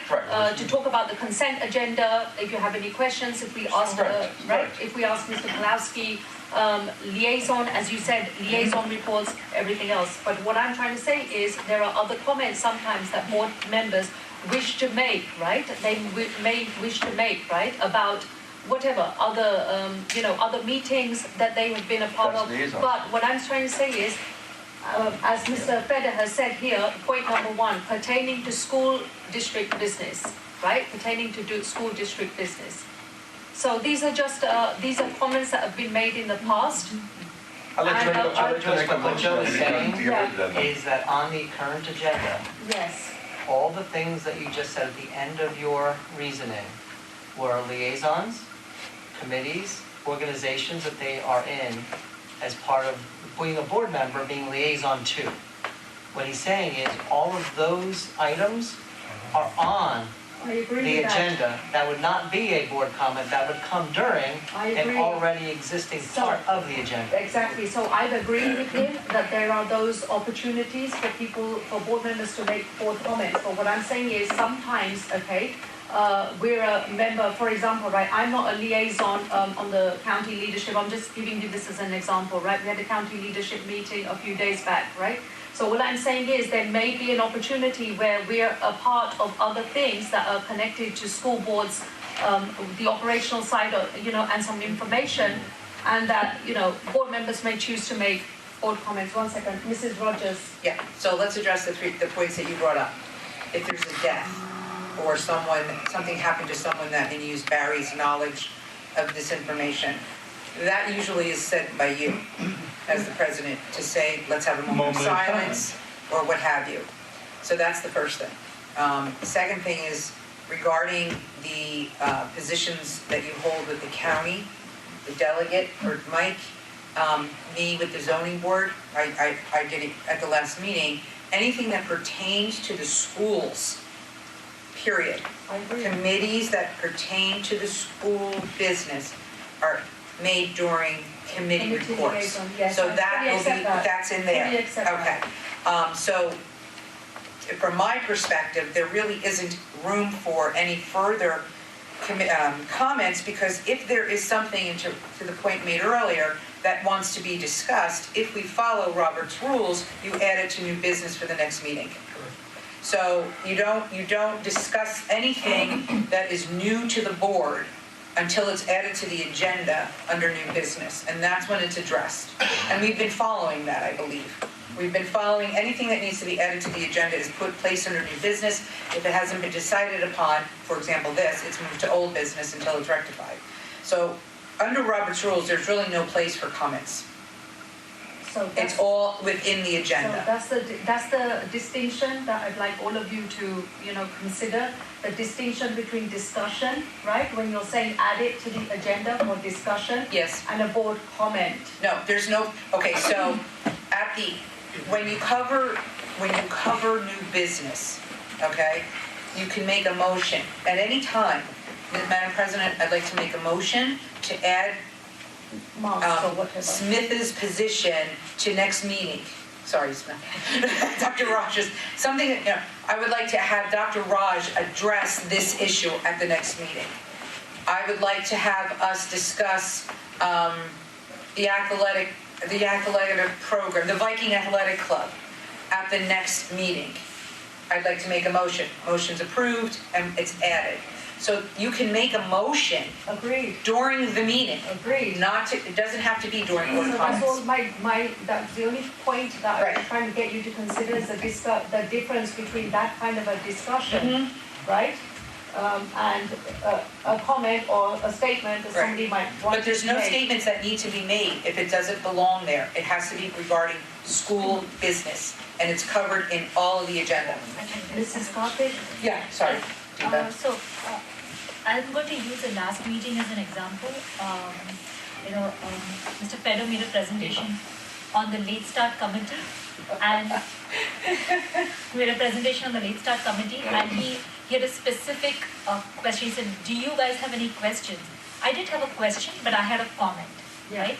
And then we moved to vote on that. There was a motion to sort of vote on it. Yes. And I was wondering and kind of struggling to figure out when should I make that comment, right? And maybe there was, a situation which was kind of one-off, but I would like to see, yes, and I am in agreement that in the interest of efficiency and productivity and the time respect for all the board members, and also for the respect of the time of the community that either logs in remotely or comes to our meetings, with respect to that particular aspect, I would certainly be in favor of supporting comments only based on the agenda of the meeting. However, I would like that all the board members are afforded an opportunity before we close and adjourn the meeting, if I want to say something that I perhaps didn't think of at that point, and I wanted the community to hear what I had to say about a particular topic on the agenda, if I could be afforded, maybe a time-limited comment period. But yes, I agree that it should be pertaining to that. I agree with that too. But that would be at the discussion period after it's nominated and seconded. That's what the discussion period would be for. Right, but it For could the comments, for your thoughts. Right, but there could be a situation that could arise that, after all of that, and I still have a thought in my mind, and I'd still like to make that comment. I would appreciate if the board can accommodate us a comment period before the close of the meeting, saying, are there any last comments on any of the agenda items that any of the board members would like to make? Can I jump in for 1 second? I just put up this slide, and I should have realized I needed this slide before. I want you to look at these three, and look at the last one first. Love the idea first to embrace the possibilities. You're allowed to not agree with each other on this topic, and that's totally fine. Just keep that in mind, that listen to each person, and this is a hard thing for committees to do. Listen to each person. Don't give your own personal opinion to theirs. They're allowed to have their personal opinion. And even if it's different than yours, that's okay. That's okay. And we don't have to debate their opinion. What's happening now is people have their thoughts, they're sharing them. At the end, you listen to it, and then you make your decision in your vote. That's what voting is for. So before we, if you don't have, I would suggest if you have a clarifying question, for example, if Deepa made what made sense to her and what sounds in her role what would be helpful for her. If someone wants to clarify the question, ask. But I would say don't. It's a suggestion again. It's been a rough night. Let's be good. And let's listen and say, you know what? Deepa, when you said that, did you mean that if something was on the agenda, but I forgot to tell you about thanking the PTO, because this is real. And I said, it wasn't on the agenda, but I want to thank the PTO because they did this really cool thing, right? I believe I heard you describe that the example you gave was on a presentation. During that, you might not have it might not have all came to the head just yet, but by the end of that day, you really wanted the community, or possibly the board and administration, to hear your perspective on that. And you want to be able to have a time before the meeting adjourns to say that. That is correct. Okay, thank you. So in that, Thank you, Mrs. Coulter. in that case, can you, I know you kind of walk a fine line, but could you ask for a special, I don't know what you would call it, it's a tough one. I mean, you really walk a fine line when you open it up to allow that comment, but you won't allow me to say, I like the plaid shirt you're wearing tonight. I mean, there's a real fine line. Well, if you wanted You to stick to adopt, agenda items. if you wanted to adopt rules, you could. You could adopt and create, and Mike can take that into policy, into bylaws, and possibly make a bylaw on what governs this concept. That's something you can do, and then you can adopt, again, another opportunity for discussion on the topic, adopt a process, protocol, and parameters for what happens when any of the circumstances presented tonight come. So could you simply say, board comments confined to agenda topics for that night only? You could say anything, Or not to include. as long as you're not violating. Yeah, I just want to clarify my position. So I was referring to exactly the situation that you described. You made a presentation, or somebody made a presentation, or there was some discussion, and we moved on. But before the meeting adjourned, there are three reasons why I would be compelled to make a comment. One is I want to present my thoughts so that the community can hear where I stand on a particular matter. Second, I would like my fellow board members to know how I feel about that particular matter. And the third, that the administration has an opportunity to hear me as well. All three at the same time. And that can be achieved at that time, right? And, sorry. Okay.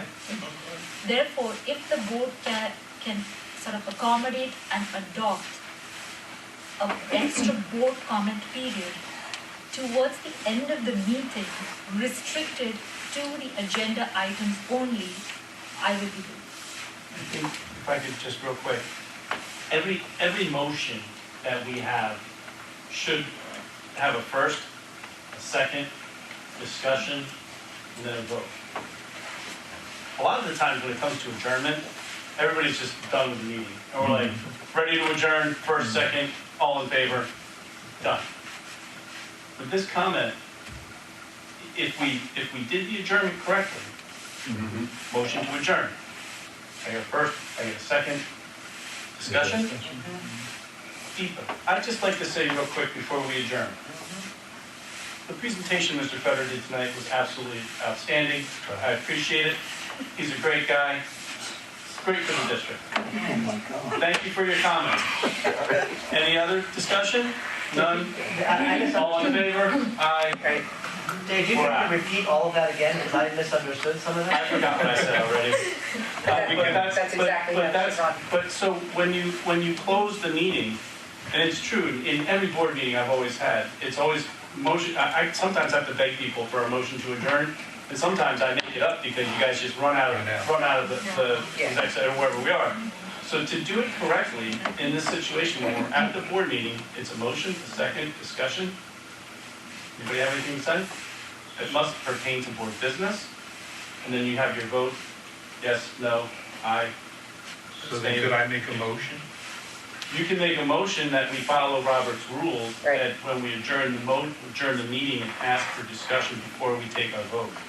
That's the correct way to do that. On every motion. That would On meet every your motion. expectations. I would like to make a motion that we adjourn the meeting as per Robert's rules with discussion items limited to agenda items only before we end the meeting. Exactly. Okay. That's my motion. So my Second. point to that is. Wait. There's a motion on the floor. Oh. Now, second. Yeah, that's okay. See if there's a second. Yeah, that's okay. Second. Now, Now, discussion. Discussion. So what I'm saying is, Mr. Pino, right, is that we already have that opportunity already built into the system, right, where we can make comments about the consent agenda. Yes, you're right, but what wait, happens let her is, finish. Let Let her finish. Okay, I'm sorry. That's okay. Right? So what I'm trying to say is, right, this is something separate, right? This is on top of everything else that we are trying to discuss, right? This is in addition to those things, right? That might not be, so what we're trying to discuss here, right, is we're looking at board comments that might not necessarily be connected with the agenda or the consent agenda. That's what we're looking at here today. So I make a motion. Oh, wait, there's a motion on the floor. Right. Okay, hold on. Discussion about this All right, because I was gonna make a motion. You don't have to, That because one. they can, if there's no more discussion about Ray's motion, Okay. Yeah, there's no more. then you vote. Yes, I call the vote. No, No, a vote Barry. has already You been gotta pay called. attention. He's getting annoying. Mr. Joe? Mr. Scaletti, I'm sorry I had to step out. Can we please sure. let me know what the motion is? Mr. I made a Pino. motion that we follow Robert's rules and that we adjourn the meeting as we adjourn the meeting after we get the first and second, and we get to discussion, that we be allowed to talk about things that we thought of, agenda-related items only, and then adjourn the meeting, Following Robert's rules. following Robert's rules. And my point to that was, we already have that, like, in process, to be able to talk about the agenda and consent agenda items. We already have that I have a question. for us, for all board members to make comments about anything related to the agenda or the consent So agenda. basically, we're making a motion to follow Robert's rules tonight. This is just a discussion. Am I right? I'm just asking. Yeah, this is just a discussion based on Mr. Keenan's This is suggestion. actually now, you're discussing this motion only this motion. Correct. So the motion is that we, He's clarifying the concept that at the end of a meeting, okay, I see. rather than just adjourning and running, Right. we Slow do down. an official and Slow down. formalized process of a one, a Two. second, And let's go. the term discussion, which is currently never used. Which is what which people would like to do. And that's the motion. So I got you. that's the discussion. If there's no other discussion on just that, my suggestion is vote. Yes. Mr. Vedder? Sure, no, you want it, go ahead. So, I'm not allowed to now make another motion, right? Not until this motion is done. Okay. Is that a roll call vote? I'm sorry. David? Yeah, this would be a roll call vote because you're really Yes, kind of yes. changing your Go ahead and do it. I'm gonna do it. Deepa Karthik, Yes. Roger Krishnan, Yes. Ray Keenan, Yes. Mike Mitchell, Yes. Barry Nathanson, Yes. Dr. Smith Raj, Yes. Mrs. Lisa Rogers, Yes. Joseph Scaletti, Yes. Mrs. Joyce Matthew. I abstain. All right, So, the motion carries. so now, Okay, Takes care of board so comments. that's board comments. One down, done now, yay. not bad, since 6:15. 3 hours later, we finished one. May I make a motion to move to discuss number 3? We don't, Can we move? we're doing it. Oh, we're skipping over We board already did committees? that. You don't got a motion in Oh. it. That we shouldn't have time. I pulled the motion off the table. All right, board motions, voting and transparency. I sent you, you might not have had time to look at it yet, and I apologize for that. Didn't have a lot of time for planning on this one. This topic came up from one of the board members. It wasn't quite worded this way, but I think I captured it. Yes? Kind of? Yeah. The idea of the process of motions, which we are currently experiencing tonight. Voting. And the question, We take a recess, Madam President, please. sure, motion to, Take 5 to 10 minutes. 5-minute break. Motion 5 minutes. accepted. I make a motion I just made to, a I motion. second the motion, Oh, sorry. she left. all in favor? Yes. Okay, Mike, Mike? can you Only there. just run the motion? You did get it there really well. Did I? Yeah. Okay, so, Motion to Take five. pause. I was taking 5-minute break. 5 minutes. okay, so all in favor? Aye. Ayes have it. Any nays? Abstention? Motion carries. We start the retreat again. Can I have a motion from someone, I please? just made the motion. Mr. Scaletti, seconded by Dr. Raj. Discussion, nays, abstention, motion passes. All right. Thank you, everybody. So the next item we're jumping, so we're going to board motions, voting, and transparency. I passed around an article with everybody. It's in your folder, and I believe I also shared it electronically with you. The version I shared electronically, you can mark up, you can take notes on to Google Doc. You can, if you want no one else to see your notes, make a copy of the document and rename it to yourself, and then it's just yours. If you want to make a note, other people see the note, you can make a note right on what I shared for you, okay? That's up to you, or just you can do it all by paper, depends on what you like. It's a really good article. It's simple, it's not very long, and it's actually written by one of our former attorneys, named John Cruz. And basically, he's just offering advice and thoughts, which school boards does as well, on the topic of how you make a motion, which we're getting a bit of a lesson tonight on, as we've all watched. Voting, and then this concept of transparency is important for the community, right? It's an important topic, and it does come from some of the conversation we had before. People brought up the idea of, well, I want to share my thoughts on the topic, whether it be during the presentation when that time comes, or it might come to me at a later time. But the concept is, I'm here, I have a responsibility to the public, and to share my vote, whatever that is. And so as we look at this, I outlined a few things, but I want to go over a couple things before we move to the next page, which is what's working, what's not working, which was a good strategy, thank you, Smitha, that we used at the last retreat to look at certain topics. This wasn't the only one we were going to do tonight on this, but for this one, it is one of the ones. Before we get to this, I want to talk about a couple things, because we may have been doing something wrong as a board. Not on purpose, and nothing that was harmful, but something we can easily correct tonight and move forward with. And that revolves around the term abstention. An abstention really is only about one thing. Only time someone should abstain, really, is when you don't have the information. And I'm going to go back to a conversation when our new board member, Deepa, came on, and we had a conversation. I remember I said to Deepa, I don't remember Deepa remembers, but I remember, voting for the consent agenda on your first meeting could be it could be a time where you just abstain.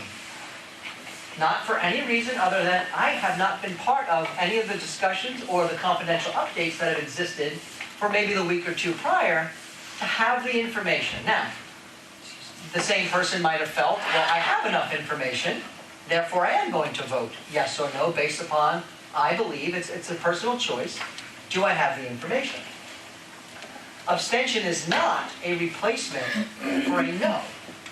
In fact, when you abstain, you're basically communicating that you don't want to count for that thing. You don't want to be acknowledged. You want to not be registered. And that only should exist when you don't have the information. It's a very fair thing. And that's when someone should abstain. The article talks about something, and I've seen both sides of this. I've heard both sides from both school boards and from others. The concept of approving the minutes. Now, if you weren't at the last meeting, you might think to yourself, well, I can't really vote on the minutes. However, that's not true. Not being present does not automate an abstention vote. Because, especially in our district, you could have chosen to watch the video or read the minutes. You could have asked questions of David, myself, the president. You have a lot of options. However, let's just say you were away on a business trip or a vacation, and that trip went right up to, and sometimes happened to some of you, by the way, I know it has. It's happened, you got off the boat or off the plane and had to run here to get to the meeting on time. You're all laughing, you're like, yeah, I remember, that was me. I've done that too.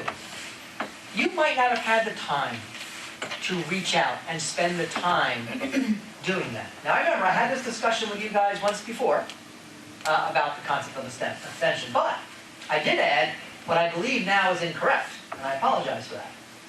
The other thing that we believed was an abstention vote, and we've used as an abstention vote for at least all of my time here and before my time here, was that if you were conflicted, you abstain. We believe that's incorrect. In fact, you are recusing yourself from that vote.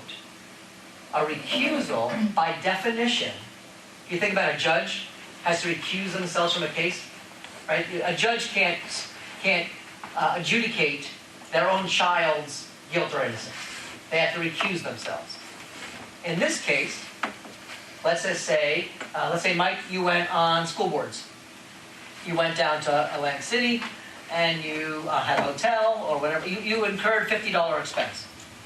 When it comes to that, it'll be listed, Mike Mitchell being reimbursed for $50 for that. Michael's conflicted, Mike is conflicted on that topic. He wouldn't abstain, he would recuse. So the vote could be, if everything else was satisfactory for Mike, would say yes on everything except for A1-3, where I will recuse myself. I would recommend you share why. That's transparency. The public put you here. That's who you're kind of being transparent to. You don't have to be transparent to me. I'm going to be here the next day anyway. But it's the public. So they might not know why Mike recused himself if they don't see the agenda in front of them. So Mike's saying, I recuse myself because that line is reimbursement to myself. And I'm conflicted in being able to do that. And then that's it. And then everybody would understand what happened. No real questions. And you move on.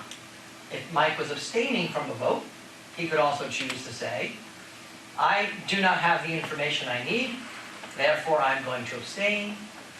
That would be appropriate as well. Those are the main issues. The easy one is, I'm going to vote yes, or I'm going to vote no. You obviously vote yes when you support the motion, you vote no when you don't support the motion. That's an easy one. But the other two get a little fuzzy. We wanted to present that to you. And the other piece that we were doing tonight, and I think we're doing a better job than normal tonight, after all the opening, is looking at how we actually make motions. I think we had some good progress last meeting as well. It wasn't clean as could be, but it was a step in the right direction. At one point, I believe, I'm sorry, one more second? Sorry, thank you. At one point, Mike made a motion for policy, and Mike ran the motion. He did so very well, by the way. It was correctly run, except that was the president's job. Did any harm happen? No. Did any bad? No. And that's the good thing. Is little mistakes here and there are not going to hurt anybody. Then there was a motion later, which really got all messed up, which was the motion to add approval of the new start times. That was kind of messy. So we're going to keep getting better, and this is the man that kind of owns that. So what we need to do is turn to David, say, David, help us through this, and eventually, if we follow this true, we will get good at it, and we won't make those. Again, good news is, no hurt, no harm, no foul kind of errors. All the right work is happening. But that's where we are. I'll turn over to you, Joyce. And then after that, if there's questions, that was the education side. And then we'll do the how do we make it better side. So, Mr. Fiddle, thank you for that explanation.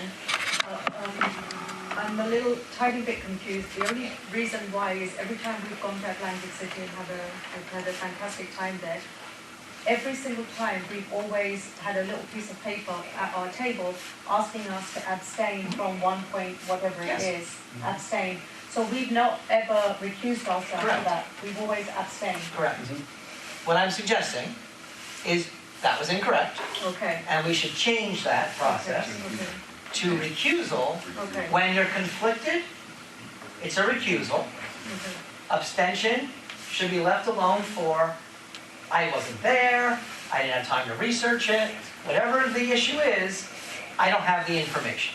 Everything else really should be yes or no. And my recommendation, while it's not a violation, is if you abstain, fine. Share. Tell the community. It's important they understand. Anyway, my recommendation, my thoughts, and I will turn over to the board. The practice here would be, start with the positive. What's working? Motions, voting, what's working? Anybody? To my right? To my left? Dr. Raj? We are now having discussions before we vote on the consent agenda. That is working.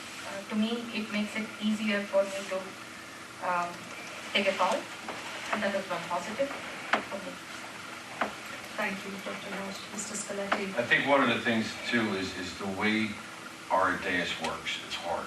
Our dais is tough to see as you know, three sit up there and Mike is next, and it's hard to do this. And I find myself doing this, looking down to you, Madam President, and I feel very Smith. So it is hard when motions are made, because it's jumping everybody, and you're like this, and you can't see half the people. I noticed last meeting that we did move the tables out a little bit more. It is a little bit easier. I understand what we're up against, but I think a lot of it has to do with we did it. Seemed like during COVID, it was Scaletti make a motion, blah blah blah blah blah, or Scaletti will second the motion, and it'll kind and speak up. You know, I mean, to next board meeting we won't have to wear masks, so we can say, hey, speak louder, and that's one of the big things I think is, because it's hard for you to see and hear and stuff, because we're so spread out, but I think at one point we just have to speak louder, a little more clear in who we are, and I think that'll help us out a lot. Thank you. This format works perfectly, but obviously, you know, logistically, right, we're in difficulties, right, for a board meeting. But this could be something, so I can put in here, this is something to work on, is the dais itself, and figuring out something. Mrs. Karthik? Yeah, I think, you know, what Mr. Scaletti pointed is exactly right. I'm really at the far end of the, you know, of the dais, and I'm going to get some spondylitis because I'm always looking this direction to figure out, you know, what's going on in the speaking. I think for the agenda items, because when we need motions, if we can sort of agree to go clockwise and get, you know, anyways we have the agenda, right? And we need motions. So if we go clockwise and say, if Smita starts with the first item, and if Mr. Scaletti is sitting next to her and he seconds it, and then we go, you know, if we go down that route, and just cover all of the motions on the agenda items, we can get through faster rather than Madam President trying to look for seconds and kind of, having some sort of confusion. It's just a suggestion from my end, if we can do that. That was the first thing. The second thing was, I think the length of the tables in the middle school contributes to the extension of our sort of curve, which we can perhaps reduce, because I don't need such a lengthy, big long table. Yeah. Got a lot of that was during COVID too. 6 feet. And I think now, to your point, now that COVID, now that we're going back and less social distancing, Everybody down. if we tighten tighten it everything a up a bit. little bit, you'll be able to curve those a lot more. Yeah. Raj is gonna have to come off the stage. Yeah, Roger, you gotta come off the stage. Roger can't watch from the top anymore. Kim's gonna come off the stage too. Raj likes that. Any other He likes it up there. comments? Sorry, we need to move on. Any other comments? So, Mr. Mitchell, you had a hand up? Could we now go to, what is not working? Well, we didn't get to what's working yet, so we kind of jumped right over that, Mr. Scoletti. No, that's what we were. No, I think you were saying it's getting better. Yeah, I meant, it That was was actually It's good, it getting was better. positive that we Yeah. turned the tables a little bit more. 'Cause I It's know- starting on the negative. Right, but we can do more. We could do more, but we're in the right direction. So the curve is a step in the right direction. This is Yes. perfect. Yeah, but we can't do this, Yeah, I mean, when I first came on, we were all down bottom too, and it was easier too as well. That we have to look at this. I mean, I wrote it in here, if the dais, We moved over. if this was one of the sides, Yeah. from that side, right? The downside is, that's where that is, right? So that we can't move. But you would be able to even shrink this a little bit, Oh, yeah. and you'd be able to fit probably 50 or 60 chairs Easy. in here. However, I can tell you on certain events, you would have to know in advance, on certain days where we're inviting a ton of people, or we expect a bunch of people, and then be able to move it. The other part of this is, you never want to have a situation, like, we don't always know when people are just going to show up because they have something to say. You want to make sure you're not going to exclude people, that's part of it. But East Brunswick uses a similar room, a very similar room, and it's a whole structure built for the board meetings. And I don't even think it's this big, or if it is, it's not much bigger than Not this. much. So, Mrs. Rogers? Yes, I have a question. Could we hold it at the high school on top of on the stage? Because the high school seating goes up, and you have the same equipment that we have here, and if we're on the stage, it would be a lot easier too. You wouldn't have to worry about people sitting. well, I know there's a lot that goes on at the high school, I get that. Theater, music, I get it, but if there's a possibility. So when I first came on, Mr. Nathanson? I'm not saying it. Don't say it. When I first came on board, we had our meetings in the one of the cafeterias. And the table was designed this way, and we had chairs, so it was Yeah. very similar to this, but you had a larger room to do this concept. Right. A lot of boards actually hold their meetings in the cafeteria, just to let you know. And a Anybody question, else? the guys that are here, are they mobile? Can they go to the cafeteria? Dave, you mobile? Are you mobile? Like, can you take all your stuff and go to the cafeteria at the high school and record this? He's here. It was involved in further investigation. In further investigation, okay, good answer. Okay, so moving on, we covered what's working. I agree with Dr. Raj, by the way, the consent agenda and being able to speak through that, I think is very, very positive and very helpful. Anybody else want to say anything about what's working, what they like about the present format? No, seeing no, let's move on to what's not working. Anybody? Dr. Raj? So, we have votes. Many of us decide to vote one way or the other. So, voting yes is quite obvious. The community knows that we are all for the motion. When we vote no, there is a big question mark. Many times there is a confusion as to why there was a no vote.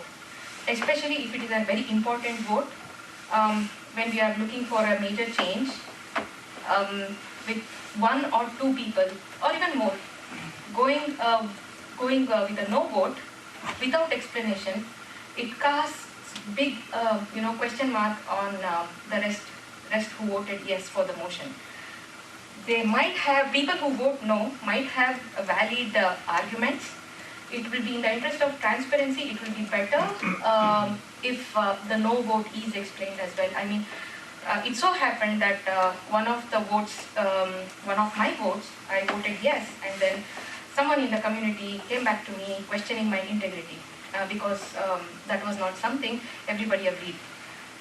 So it is actually a possibility with most of the board going with an yes vote and some of them going with a no vote. It genuinely raises a question in the community as to why there were these two no votes. Without explanation, there is no way to make it clear that the rest of us did our homework and we need not necessarily agree with each other. So, I would urge the board to consider the possibility of encouraging explanation on their no votes. Thank you, Dr. Raj. Thank you. Mr. Keenan. Yeah, Mr. Pulaski, correct me if I'm wrong, but through Robert's rules, if you vote no, you're allowed to vote with a brief comment when you vote, correct? So you do have that opportunity when you vote. Even if you vote yes, you can say, I wholeheartedly agree with this and therefore my vote is yes. No, I don't agree with all these things that are going on. I've got some questions and concerns. I vote no. So you are allowed, and I think it specifies a brief comment when you vote. So you are allowed. So it is not about allowing, Yes, just it is encouraging about to do it. encouraging. Yeah. It's making it a practice. We do it Right. every time. Mrs. Karthik. Yeah, so I had a specific comment regarding abstentions, and now that Mr. Feder has explained the difference between abstentions and recusal from voting, right? And to my mind, both of these are extremely important because I have taken up this responsibility to be thoughtful in my decisions. So when I come to this board and if I want to abstain from voting for some reason, and in my head, Mr. Feder explained this, the only reason why I should be abstaining is because either I don't have the information to sort of opine and provide my vote on that, because abstentions are not votes, right? They're not counted. And the second reason is I perhaps have the information, but I just don't have enough time maybe to think about it, and I want to abstain from voting on this particular. This is what I gather. But what I would encourage and I would like, if I were to abstain or recuse myself from voting, I would personally want to explain to the community what my stand is, whether I've been thoughtful in my approach to that particular matter. I find it very valuable that my fellow board members get my perspective on this matter. They have a lens into my approach to this topic. So I think I would encourage all my fellow board members to adopt this as a culture, if necessary, adopt it in our bylaws. That when we recuse ourselves or abstain from voting, we bring in a culture where we encourage ourselves as well as our fellow board members to explain our position on that matter. I think this will. Sorry, did you want to say something? No, finish. So I think this will aid a couple of things, right? Transparency, for sure, because the community gets to hear what I need to say. Secondly, it also provides clarity. Why did I recuse myself? Was I conflicted? Was I ethically conflicted? If I was ethically conflicted, why did I think I was ethically conflicted? So therefore, I think, because I'm a big proponent of transparency, and I would like that we adopt this as a bylaw, for the board. Thank you, Mrs. Karthik. Mr. Keena. Yeah, thank you. That's great. Appreciate your point of view very much. And that leads me to my question as far as transparency. I've got to direct it to you, Mike. I didn't understand when you abstained from the transportation vote, why you would abstain. It just didn't make any sense to me. Can you explain why? I mean, it was the biggest vote we had as a board, and a lot of time went into that.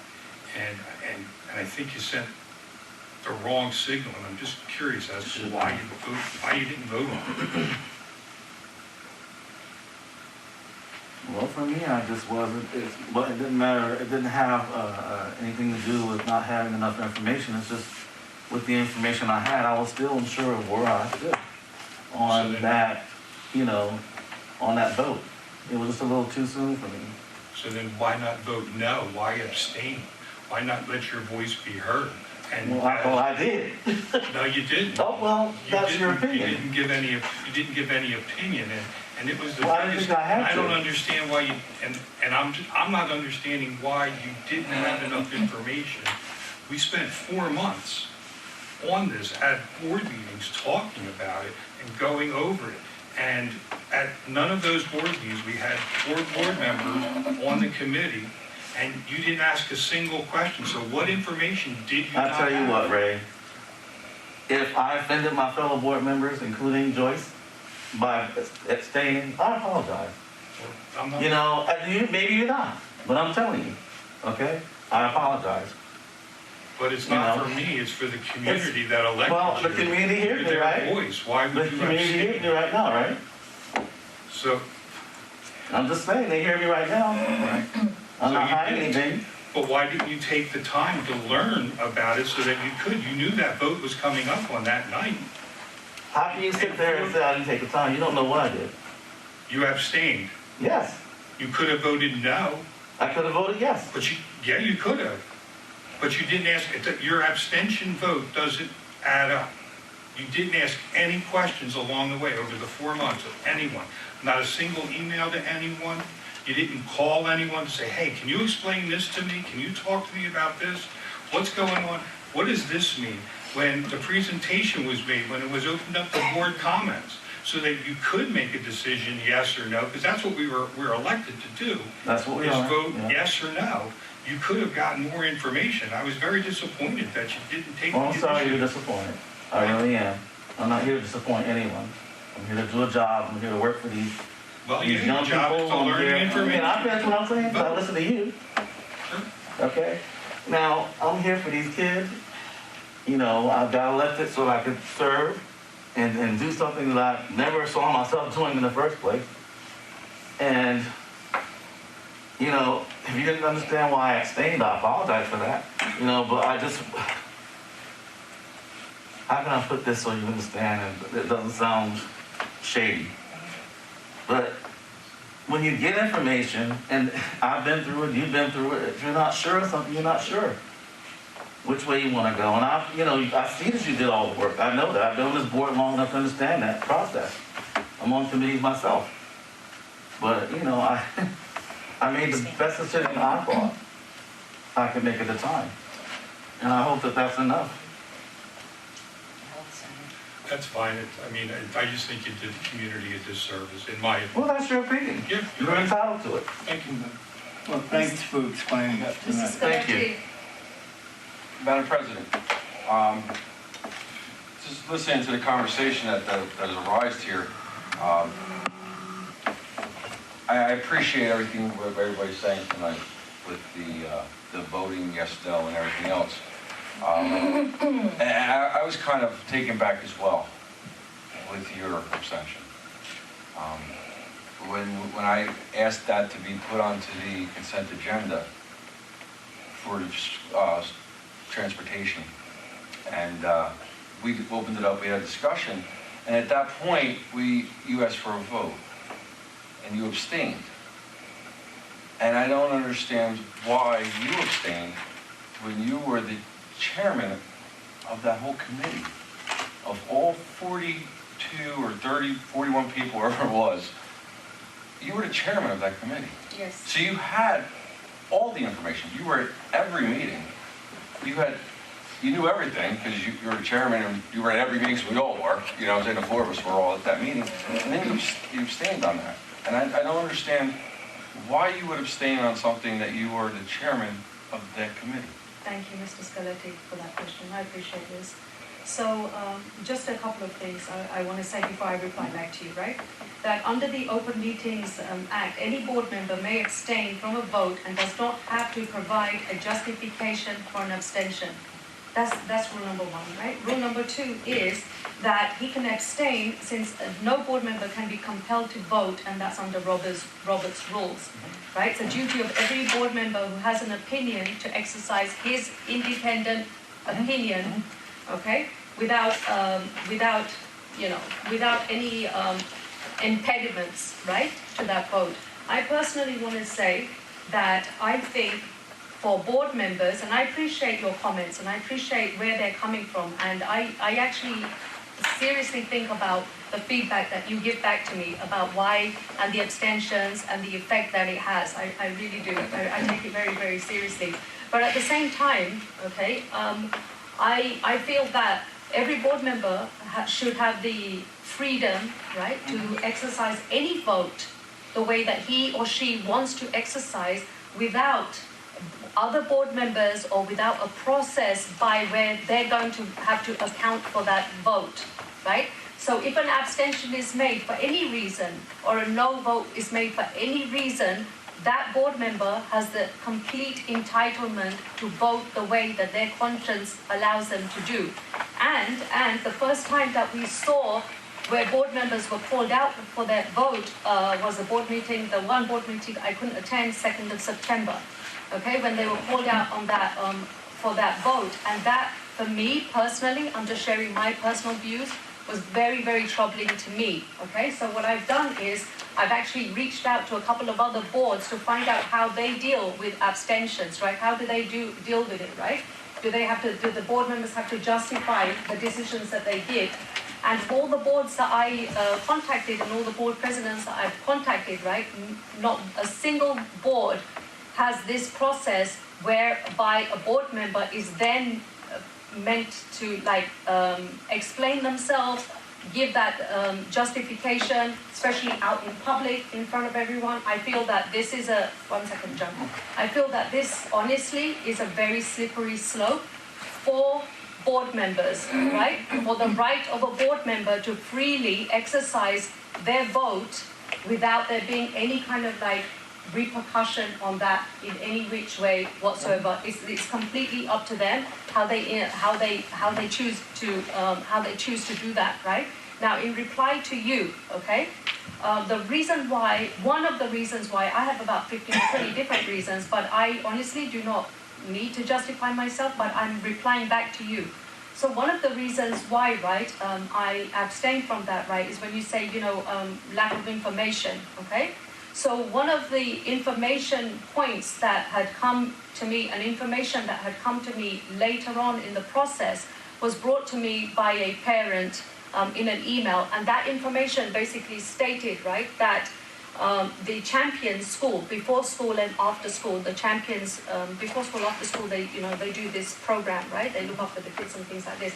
They actually do not allow for special ed kids to be in a part of that program. I have to just interrupt, I apologize. You can't, yeah. That's absolutely false. A child's special needs is not, that's, you're not portraying the person's email correctly. And that's a very, very dangerous statement that is not accurate to what the parent wrote. Oh, okay, forget the email, but Mr. Freda, I did follow up with you, sir. I told you that we were solving that for next year. Yeah, but you said that, Bas. Of course you did. You did say that, right? But I wanted to make that point, right? What I'm saying is about the abstention is, for me, anyway, it was a point. It was an important point. That was just one of the important pieces. I'm not saying anything. It was an important piece of the puzzle. An important piece of the puzzle, the information, and I just want to clarify that point because I don't want the community to be left with an inaccurate statement. I don't believe it was your intention to make an inaccurate statement. However, can I just clarify what the parent requested? No, forget the parent. But I have to because you just made a statement that special education students cannot come to Champions. I can't leave that sit. But then I followed up with an email with you. I know that. And you confirmed it. No, I didn't. This is really important, Joyce, for the community. Please for the sanctity of this board. Please continue. Special needs could mean a child that has no need other than learning how to read or learning how to do math or a thousand different reasons that they have a special need or support. That has nothing to do with anything to do with champions. Okay, special needs is a very wide. Okay. What the parent brought up, there are cases where children's needs are so significant that champions, unlike when we ran it ourselves, does not offer the support structures. When the parent wrote that, you saw my response. My response was, we're looking to resolve that for next year. Now, just understand, just so you understand, that was from a parent of one of the current early start schools. For a moment, just be fully aware. The other 5 schools that start currently at the same time they're going to start next year, somehow are managing. With that said, what that parent brought up was an extremely important issue that I responded to the parent and to you, that is an issue we are going to look to resolve. Yes, you do. So I didn't mean to cut you off, but when you say that all special education students can't come to champions, you really, if I didn't just jump in, I don't know how many lawsuits would be on my desk by tomorrow morning. It's a dangerous statement. The issue, Champions is an independent contractor. They run an independent program. With that said, the district has concerns of this issue, which is why I responded, and you knew I responded. So to make the statement... No, I'm talking to him about abstentions. I know that. And I'm saying a piece of the information I felt, that's just one piece of the information. Was that special needs children are allowed to go to Champions? That was your comment. No. The point is, where then, right, what would happen? That's what I'm saying to you. Early start times, they need to find childcare, right, for certain students. That was it. What would happen to those kids? That was it. So what I'm just having a hard time is I know myself, Barry, Ray, who else was on there? There was one of Joyce, I'm sorry, you. We're on the, I'm sorry, I'm tired right now. We're on this committee, and we spent since November, and back in I believe it was January, you brought up about school start times, and they said, okay, Joyce, put a committee together. Put a committee together, let's start talking about this, let's bring it together. Didn't hear nothing from it. You can contact anybody. You never put a committee together. No. So then in November, when we started doing this with transportation and then brought in the school start times, I mean, we spent a lot of hours, 6 to 10, 6 to 9, breakout groups, the whole 9 yards, and you were the chairperson of this. And what I'm just having a hard time is that, listen, you don't have to explain to me, Joyce, why you abstained. I'm just telling you. But then let's also add in where the public can now come on the 10th and ask you questions about, or any of us questions of why we abstained. Because they can't do that now. Public, they can ask questions, we can't respond. So that's what I'm saying is, we answer to the public. You don't have to answer me why you abstained. It's okay. I know. But it's the public. Why did you abstain as the chairperson of a committee? Right. I have a facilities meeting on Monday. They just want to go with it. They bring up the motion. Next thing I'm abstaining from. I'm the chairperson of that committee. Yes. We discuss it. Yes. I don't understand. I'm just having a hard time as a chairperson of a committee that was supposed to start in January. Did nothing until November, until we hit a crisis with the drivers. Scott then said, okay, Joyce, we got to bring this together. We'll bring them both together, and we ran with it. There was never any discussion on early times, except for January, in that January's meeting, all the way to now, about sleep studies. And then this also. So it was all wrapped into one. You get what I'm saying? You don't have to, you abstain all you want, it's me. I hear you. But it's the community, the people that elected us, that we have to listen to or answer to. Right. We have to answer to them. Yes. Why are we abstain? You don't have to tell me why you abstain. I understand what Robert's rules and how you read that and stuff. That's fine. But it's the community we have to say, I'm Joyce Clay, this is why I voted no. Or this is why I abstained. Or this is why I'm saying yes. Just like Deepa told us. That's why our voice is being heard. We got elected to voice our opinion. So when we're the chairperson of something, and we don't understand, there's no conflict, you had all the information, I don't understand. Exactly. So Joe, first of all, okay, the chair of a task force and you being the chair of facilities, quite two different things, right? Two completely different things. The task force, and I think Mr. Feder would agree, that the task force was created, excuse me, Mr. Nathan. Please put phone in. The task force was created by administration, right? Everything to do with the task force and all of that was created by administration, right? I'm sorry, you were, okay. Right? So what I'm trying to say to you is it's very different, right? You can't compare like apples and oranges. It's a very different thing. The task force was not meant to make decisions. It's not a decision-making body. It was just there to discuss different ideas and whatever that Correct. came forward, right? Correct. That came forward and everybody to give their input, right? But you know, I stand firm on when to be honest, right, I wasn't even expecting a motion to come on the table, to be very honest with you. At that meeting, I wasn't expecting it, and I was looking for things in the consent agenda. I didn't see anything, and then you made the motion for that thing to pass, right?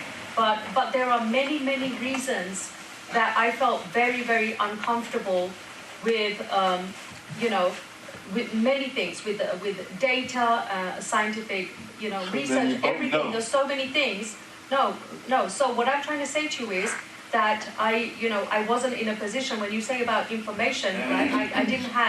I felt that the task force didn't have the full information that they needed. I felt that we as a board didn't have the full information, and that the information piece. I have to ask you a question though. I was sitting on that same force. Yeah. What information did we not have? Or if we had questions about the information, we literally sat there for, I want to say 25, 30 hours.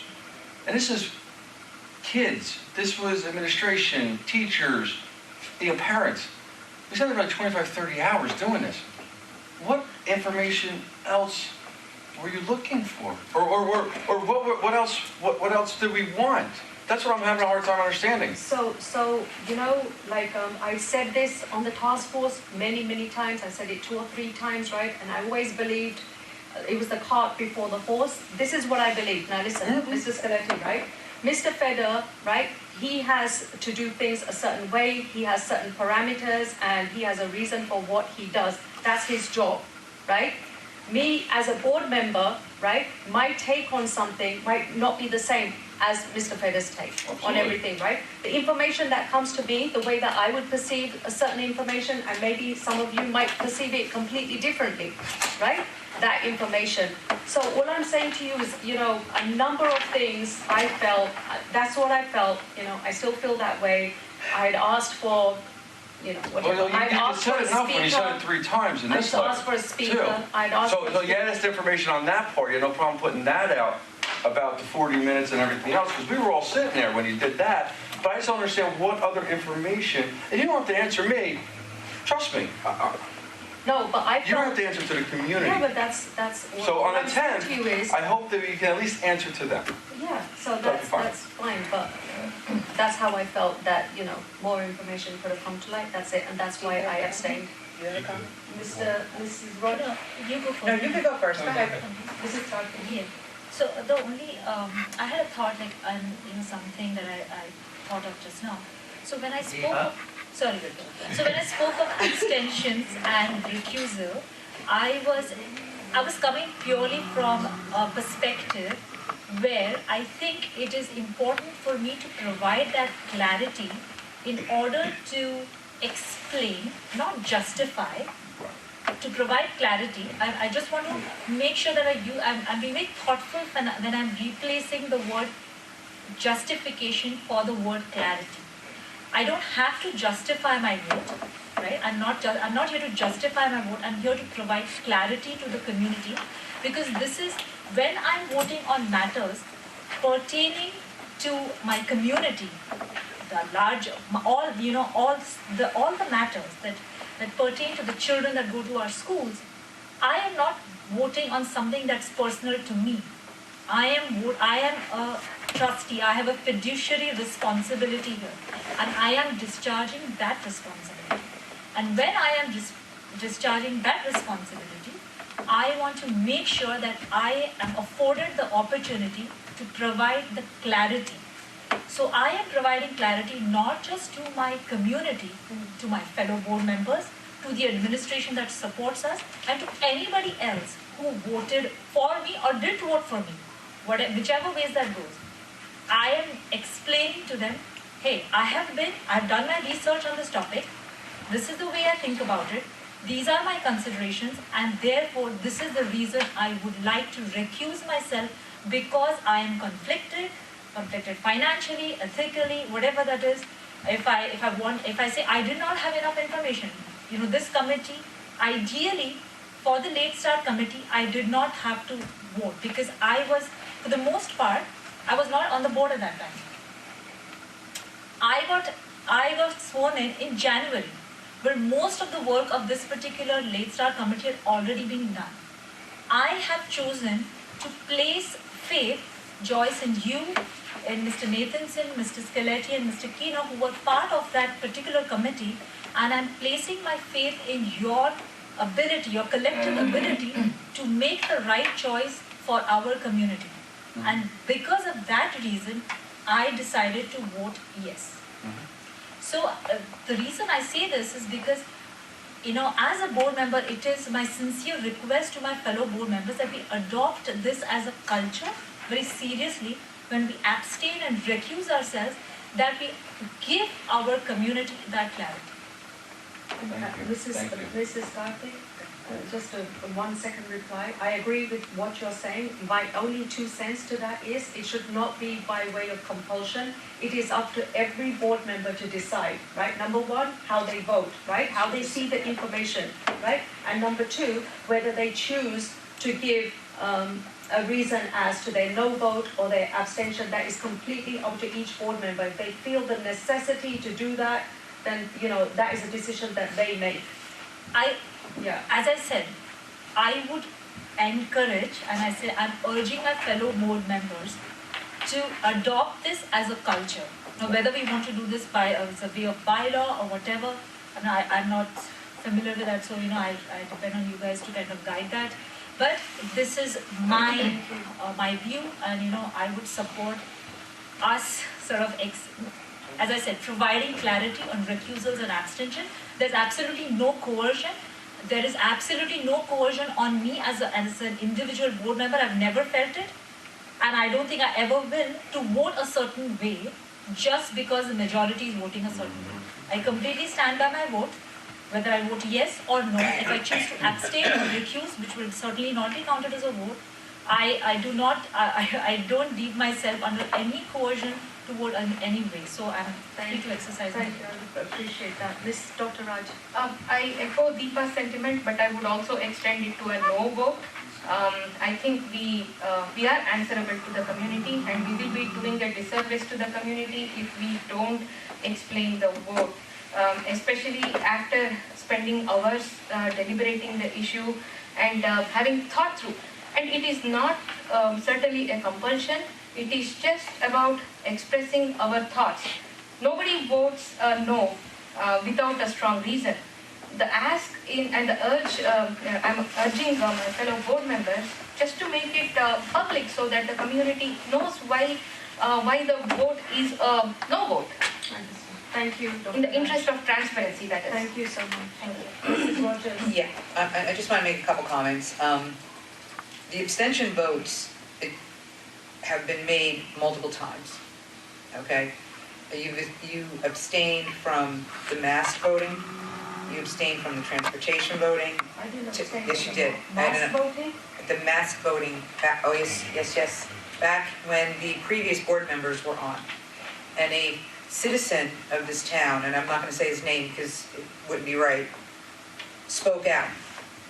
And he was very upset over those that abstained about, I'm sorry, it wasn't the mass voting, my apologies. It was the start time. It was the starting of school back in 2020 to start in 2021, if we should delay opening after winter break. My apologies. And I had made, it was the discussion point, I made the motion, which I had to then pull back. I had no problem pulling that back, that we delay opening of schools until after winter break, 2 weeks after winter break. And as everyone knows, you know, there was a lot of problems after that, okay? Yes. Barry had made the motion to pull that vote, which we did. You abstained, as did multiple other board members. And during public comments, that gentleman spoke out very harshly. And he had every right to, because he specifically stated, I don't have the exact quote, but anybody can go back and look at it, that he voted to put people on this board to make a decision. And he was and in his words, he basically said abstaining is a way out for an individual. It is not a vote. It's no vote. It's not a no and it's not a yes. It's a no. So the question I would have is, if this entire board decided to abstain on a vote, where would we be? Nowhere.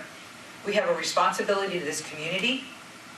Whether you want to explain it or not is up to you. I explained when I had to vote yes.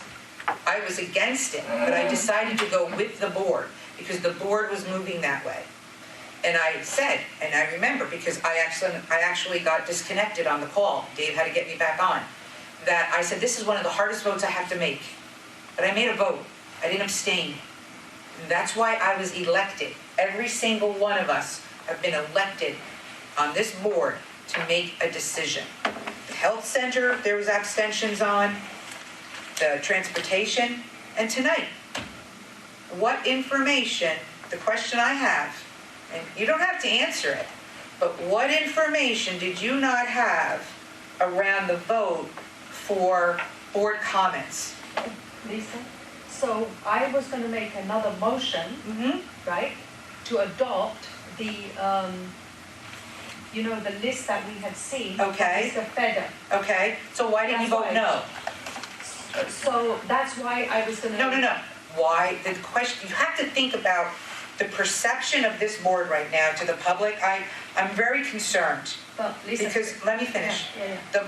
We are discussing things that are so basic, it's frustrating to me. And I'm so frustrated right now, and I apologize. We should not even be discussing this because it specifically states, and I actually called NJSBA today. I called them after I got the email from Scott. And I asked them specifically, when should you abstain? And they repeated exactly what's here. You should abstain if you do not feel you have enough information to vote, or in the case of meeting minutes, you were not present for that particular meeting. Abstentions are not wrong when for valid reasons, as above. Meaning, if it's not to do with your abstaining for any other reason, it's wrong. That's NJSBA. Oftentimes, an abstention and recusal are confused. I wrote all this down. She spoke to me. Or thought to have the same, but are not. Scott explained that. You only recuse when a board member has a conflict of interest and cannot participate in discussion. You have to make a decision on this board. We have been elected to represent the community. And when you abstain, you are not doing your job. That's how I look at it. You're not doing your job because you either did fail to collect the information necessary to get a valid decision, or you're trying to appease other individuals. This is my perception, Joyce, okay? So you can't say I'm wrong because it's my perception. But that's how I look at it. You're either abstaining because you failed as a board member to not gather all the information, or you abstain because you're trying to appease a group of individuals, whoever that individuals might be. If Barry abstained on a vote for athletics, I would have a question. If Joe abstained on a vote for music, I'd say, who are you trying to appease? That's how I look at it. Right or wrong, that's how I look at it. So tonight, you had all the information in front of you to make a vote on the board comments. And if you felt that you needed to make another vote, you could have stopped and said, before we proceed with that vote, I would like to make a motion to discuss this other option. Now we have two options on the table. But you didn't do that. No, so I tried to intervene. No, you didn't try to intervene, Wait, Joyce. Listen, please calm down, Lisa. No, Joyce, I can't calm down anymore. I'm so frustrated. I'm so frustrated. So frustrated. Motion, wait, and to make a second motion based on what we have seen there, it didn't happen, that's okay, it's okay. The second point I want to make to you, which is the most important point that I can make here tonight, right, is just because any board member decides to say no, or they decide to abstain from any vote whatsoever, right, it does not mean that they do not support the majority of the board members. It's not a vote. It's not a vote, Joyce. Calm down. It doesn't mean that they don't support, right, the majority of the board members, and that is a very, No, very you're wrong. distinction. You're actually wrong. You are wrong. It's not a support here.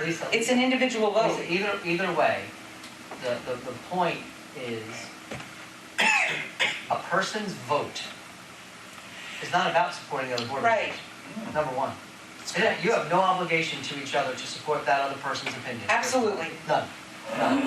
You don't have an obligation to support the superintendent's motion. Correct. If you believe there's something about the motion that's problematic.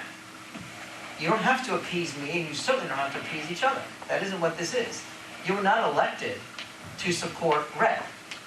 You were all elected to do the job you believe you should be doing. Well, I'm not going to get into that specific part.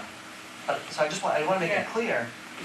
What I'm hearing, I'm just going to try and do some reflective listening. There are two major things being said. One, Joyce, what you brought up is you don't have a legal obligation or an ethical obligation to provide an explanation. That's what you read before. What Deepa, I think, eloquently shared is, yeah, you may not have a legal or an ethical obligation, but you have an obligation to this community to speak. Those are the two kind of things that are hanging out there. That, to me, is a summary of the issues. The part you just brought in about appeasing other board members, It's not about appeasement. you shouldn't worry about that. No, I'm saying at the end, whatever the majority of the vote has been cast, right? I'm just saying that every board member, whatever, at the end of the day, whichever way in which they voted, is to support the majority vote cast. It's not about appeasement. That's appeasing. The term support the majority vote, I think I know what you're saying. Right, But supporting the majority vote is not what I don't think you're trying to say. right. First of all, if you abstain, you're not supporting anything. Right. So there is no supporting. There's no supporting one way or the other. You're choosing to not be heard and not have a vote. So that doesn't support anybody. But again, I want to bring it back.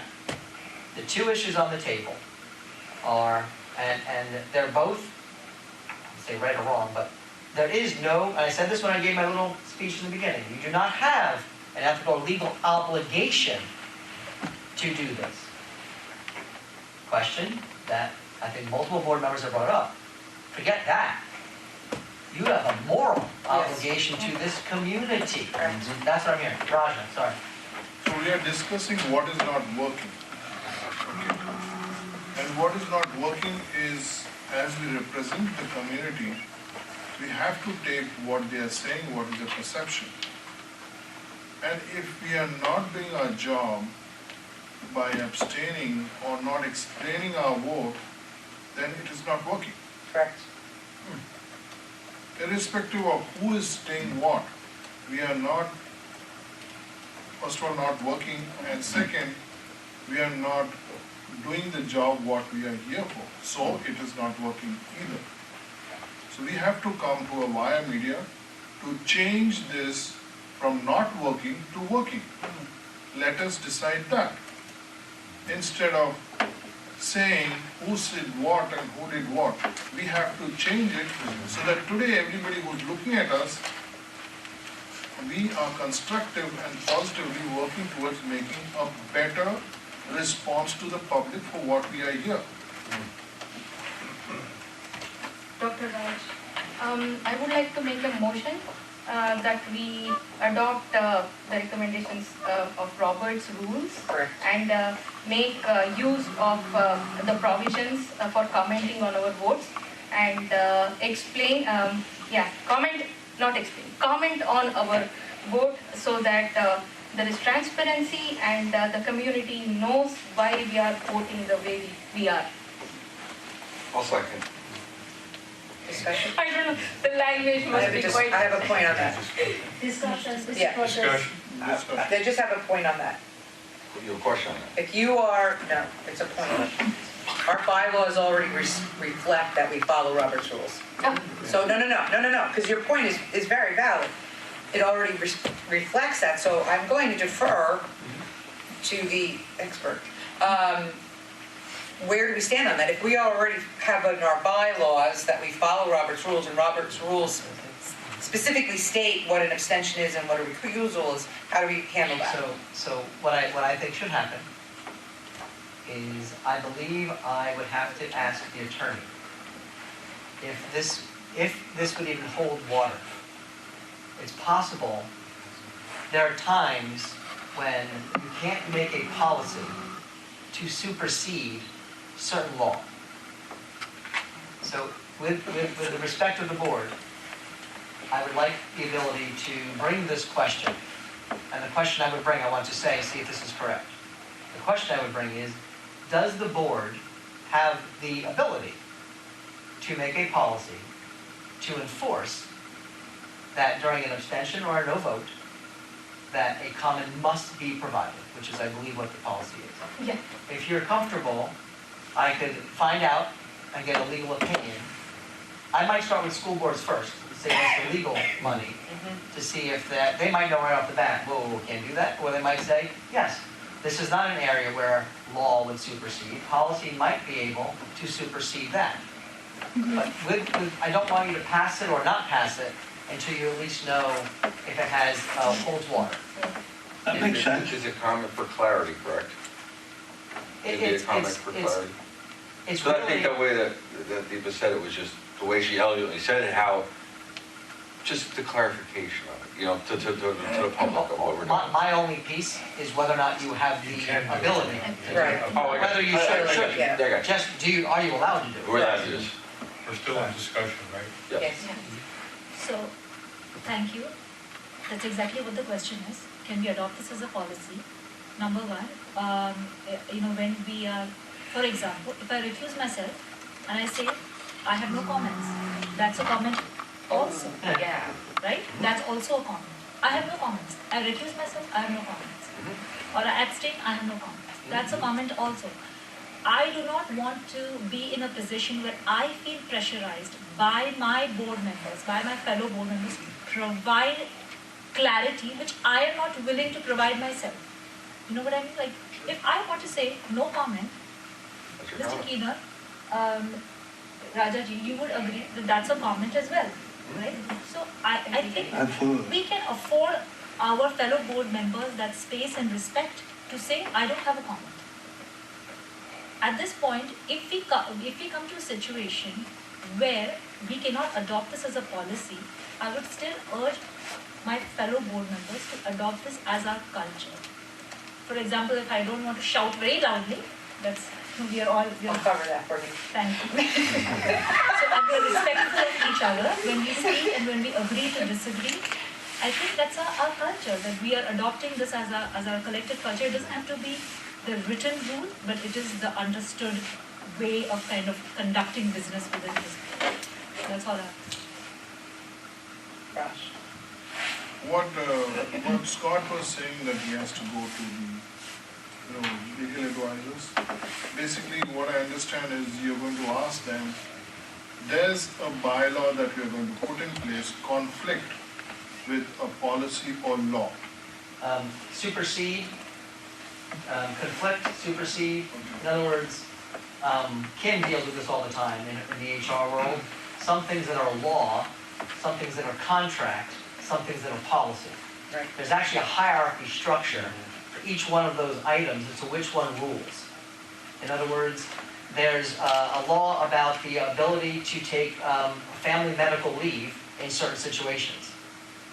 You would not be allowed to pass you can pass a policy but it hold no weight that somehow cut into that particular rule of law, right? So you might say, well, we only want to provide 2 weeks of leave instead of 12 weeks of leave. And Kim would tell you, you could want that, but the law will supersede your policy. So I want to do exactly what you're saying, Raja. I want to determine, at least for you, if you still want me to, as a board, to determine which would be the superseding topic. Would it be the policy, or is it the law? That's the exact question. The way you said it is exactly correct. But what you've just heard was another version from Deepa, so just keep going. So could I make an amendment to Dr. Raj's motion that we table any vote on this Right. until we get a clarification or a report back from Mr. Fetter? Second on that. Second. Discussion on amending the motion. Any nays, any abstentions, motion carries. At least that way you'll know. Where we go. And then, in listening to what Deepa just shared, you'll know, you might not choose to go that direction. Yeah. But sometimes at least you'll know what you're allowed and not allowed to do on that. That would be covering the whole, whether or not it's in Robert's rules or not, and if Robert's rules holds. No, Robert's rules doesn't provide any legal or anything, it's a structure. it's not Okay, a I just legality. wanted to be clear on that. Even if you adopt Robert's rule, It's more of a structure, right, it's a structure, okay. If the rule of law Yep. Oh, that is overrides, of course, that you do not have to provide an Of course. explanation, of course, it won't matter what policy necessarily you do. to get of that. course, okay. Deepa's point, again, I'm reflective listening a lot right now, is wouldn't it be great if we don't need a policy? Yes. But that became a Yeah, culture, it's a culture. and that became how we function, how we breathe, is with this belief that we owe that to our community, to our public, to our staff.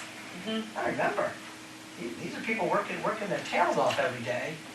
They want to know that the people in this room support them. I can tell you, it's a big deal.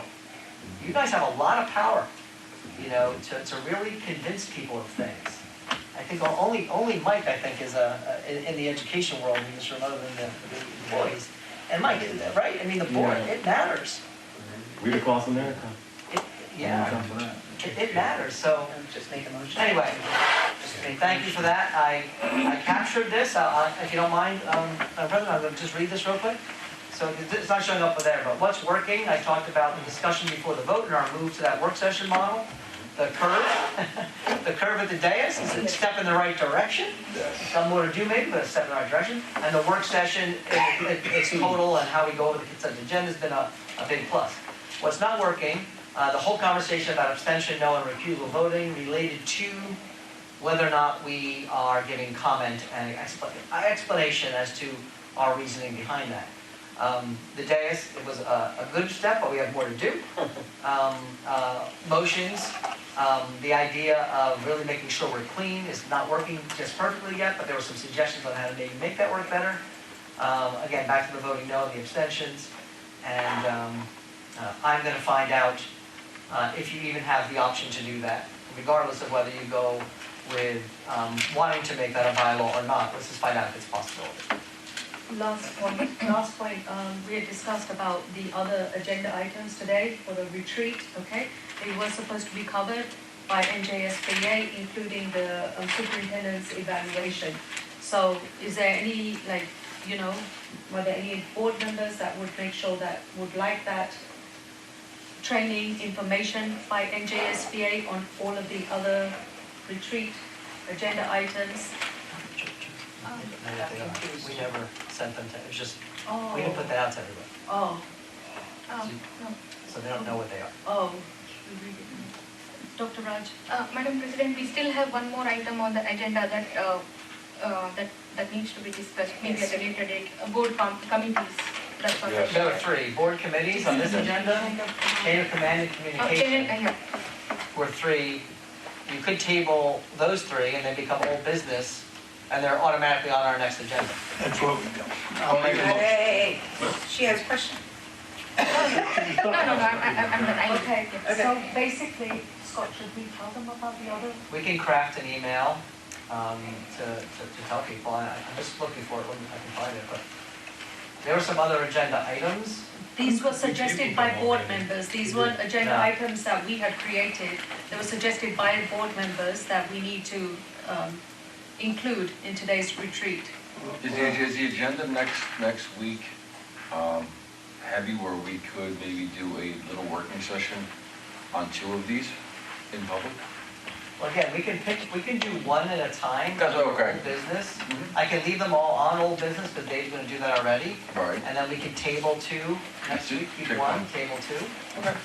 So they're there, so we all remember they're there. Mhm. And then to Joyce's point, there were other items, well, I'm just not able to find it. That's okay. There are other points, such as the CSA evaluation, Robert's rules, if you want a workshop on Robert's rules and stuff like that, that we can put out to the board to consider for a later date where school boards would be invited with plenty of time to be able to get here and do a good job in presenting. Just real quick, you had a motion from Scaletti, second Barry, to lessen the agenda to board comments and board motions, voting transparency. So the other 3 items have not been tabled. They're still they were just taken off the agenda. So they're not anywhere. They're not tabled, they're just in la la land. So basically, we can send you out an email tomorrow to let you know what those other items were. And then we can, somehow discuss whether we want NJSBA to come in, and if we do, when, how, et cetera, right? And how long it's gonna take. I think that the things that are outstanding, the other 3 points, I personally feel they can be done in one I'd like to session. make a motion that you send out an email to us, what your thoughts are on different That topics. would just do it. Yeah. Are we making a motion to table the items that are left to go on future as old business? We did that. No, they're not. No, they're not. Tabled because they were never discussed, they were Correct. never talked about. So there was never a motion to adopt anything with them. So Right. because there were no motions, you can't table something that's just on an agenda. Right. They were just removed from the agenda. We moved forward with 2 items. Those 3 items were removed from the agenda. So we'll send out your email to you tomorrow.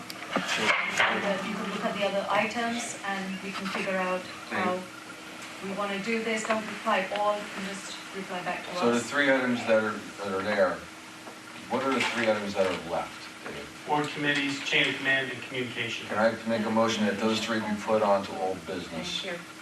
Second, Second. That's what we need to do. That's what we need to do. Discussion? discussion. That's how you, Mr. President. Yeah, so discussion, none, seeing none, any nays, any abstentions, motion carries. But the agenda items I was talking about were separate to this. Right, but those were floating, so they're gonna be put on old business. Right, And then the other agenda stuff Scott, send an email. with the, And then agenda is then. yes, but then we'll kind there's of, also an option with these items that are on the table as well, there's also an option for NJSBA to cover everything at the same time. So just letting you know that there's a second option, okay? Make a motion, we adjourn. 10:30, motion from Discussion. Mr. no, Mr. President. Dina, seconded by Mr. Can we do it the right way? Nicholson. Discussion, seeing none, discussion? Making the most of this new setup. So I just one quick comment to everybody who's watching us. From my perspective, we have had a lot of disagreements, discussion. It's very robust, and this is I personally feel this is how it should be. We agree on several things, we disagree on several things, but it does not mean that we are getting personal. It is just how things are supposed to be. This is just robust democracy at work. Thank you, Dr. Raj, appreciate that comment. Can I ask for point of clarification? Who did the motion and second for adjournment? I do. Mr. I Nathanson, motion. Harry Your second. motion. okay, All in favor? all in favor? Aye. Aye. Adjourn.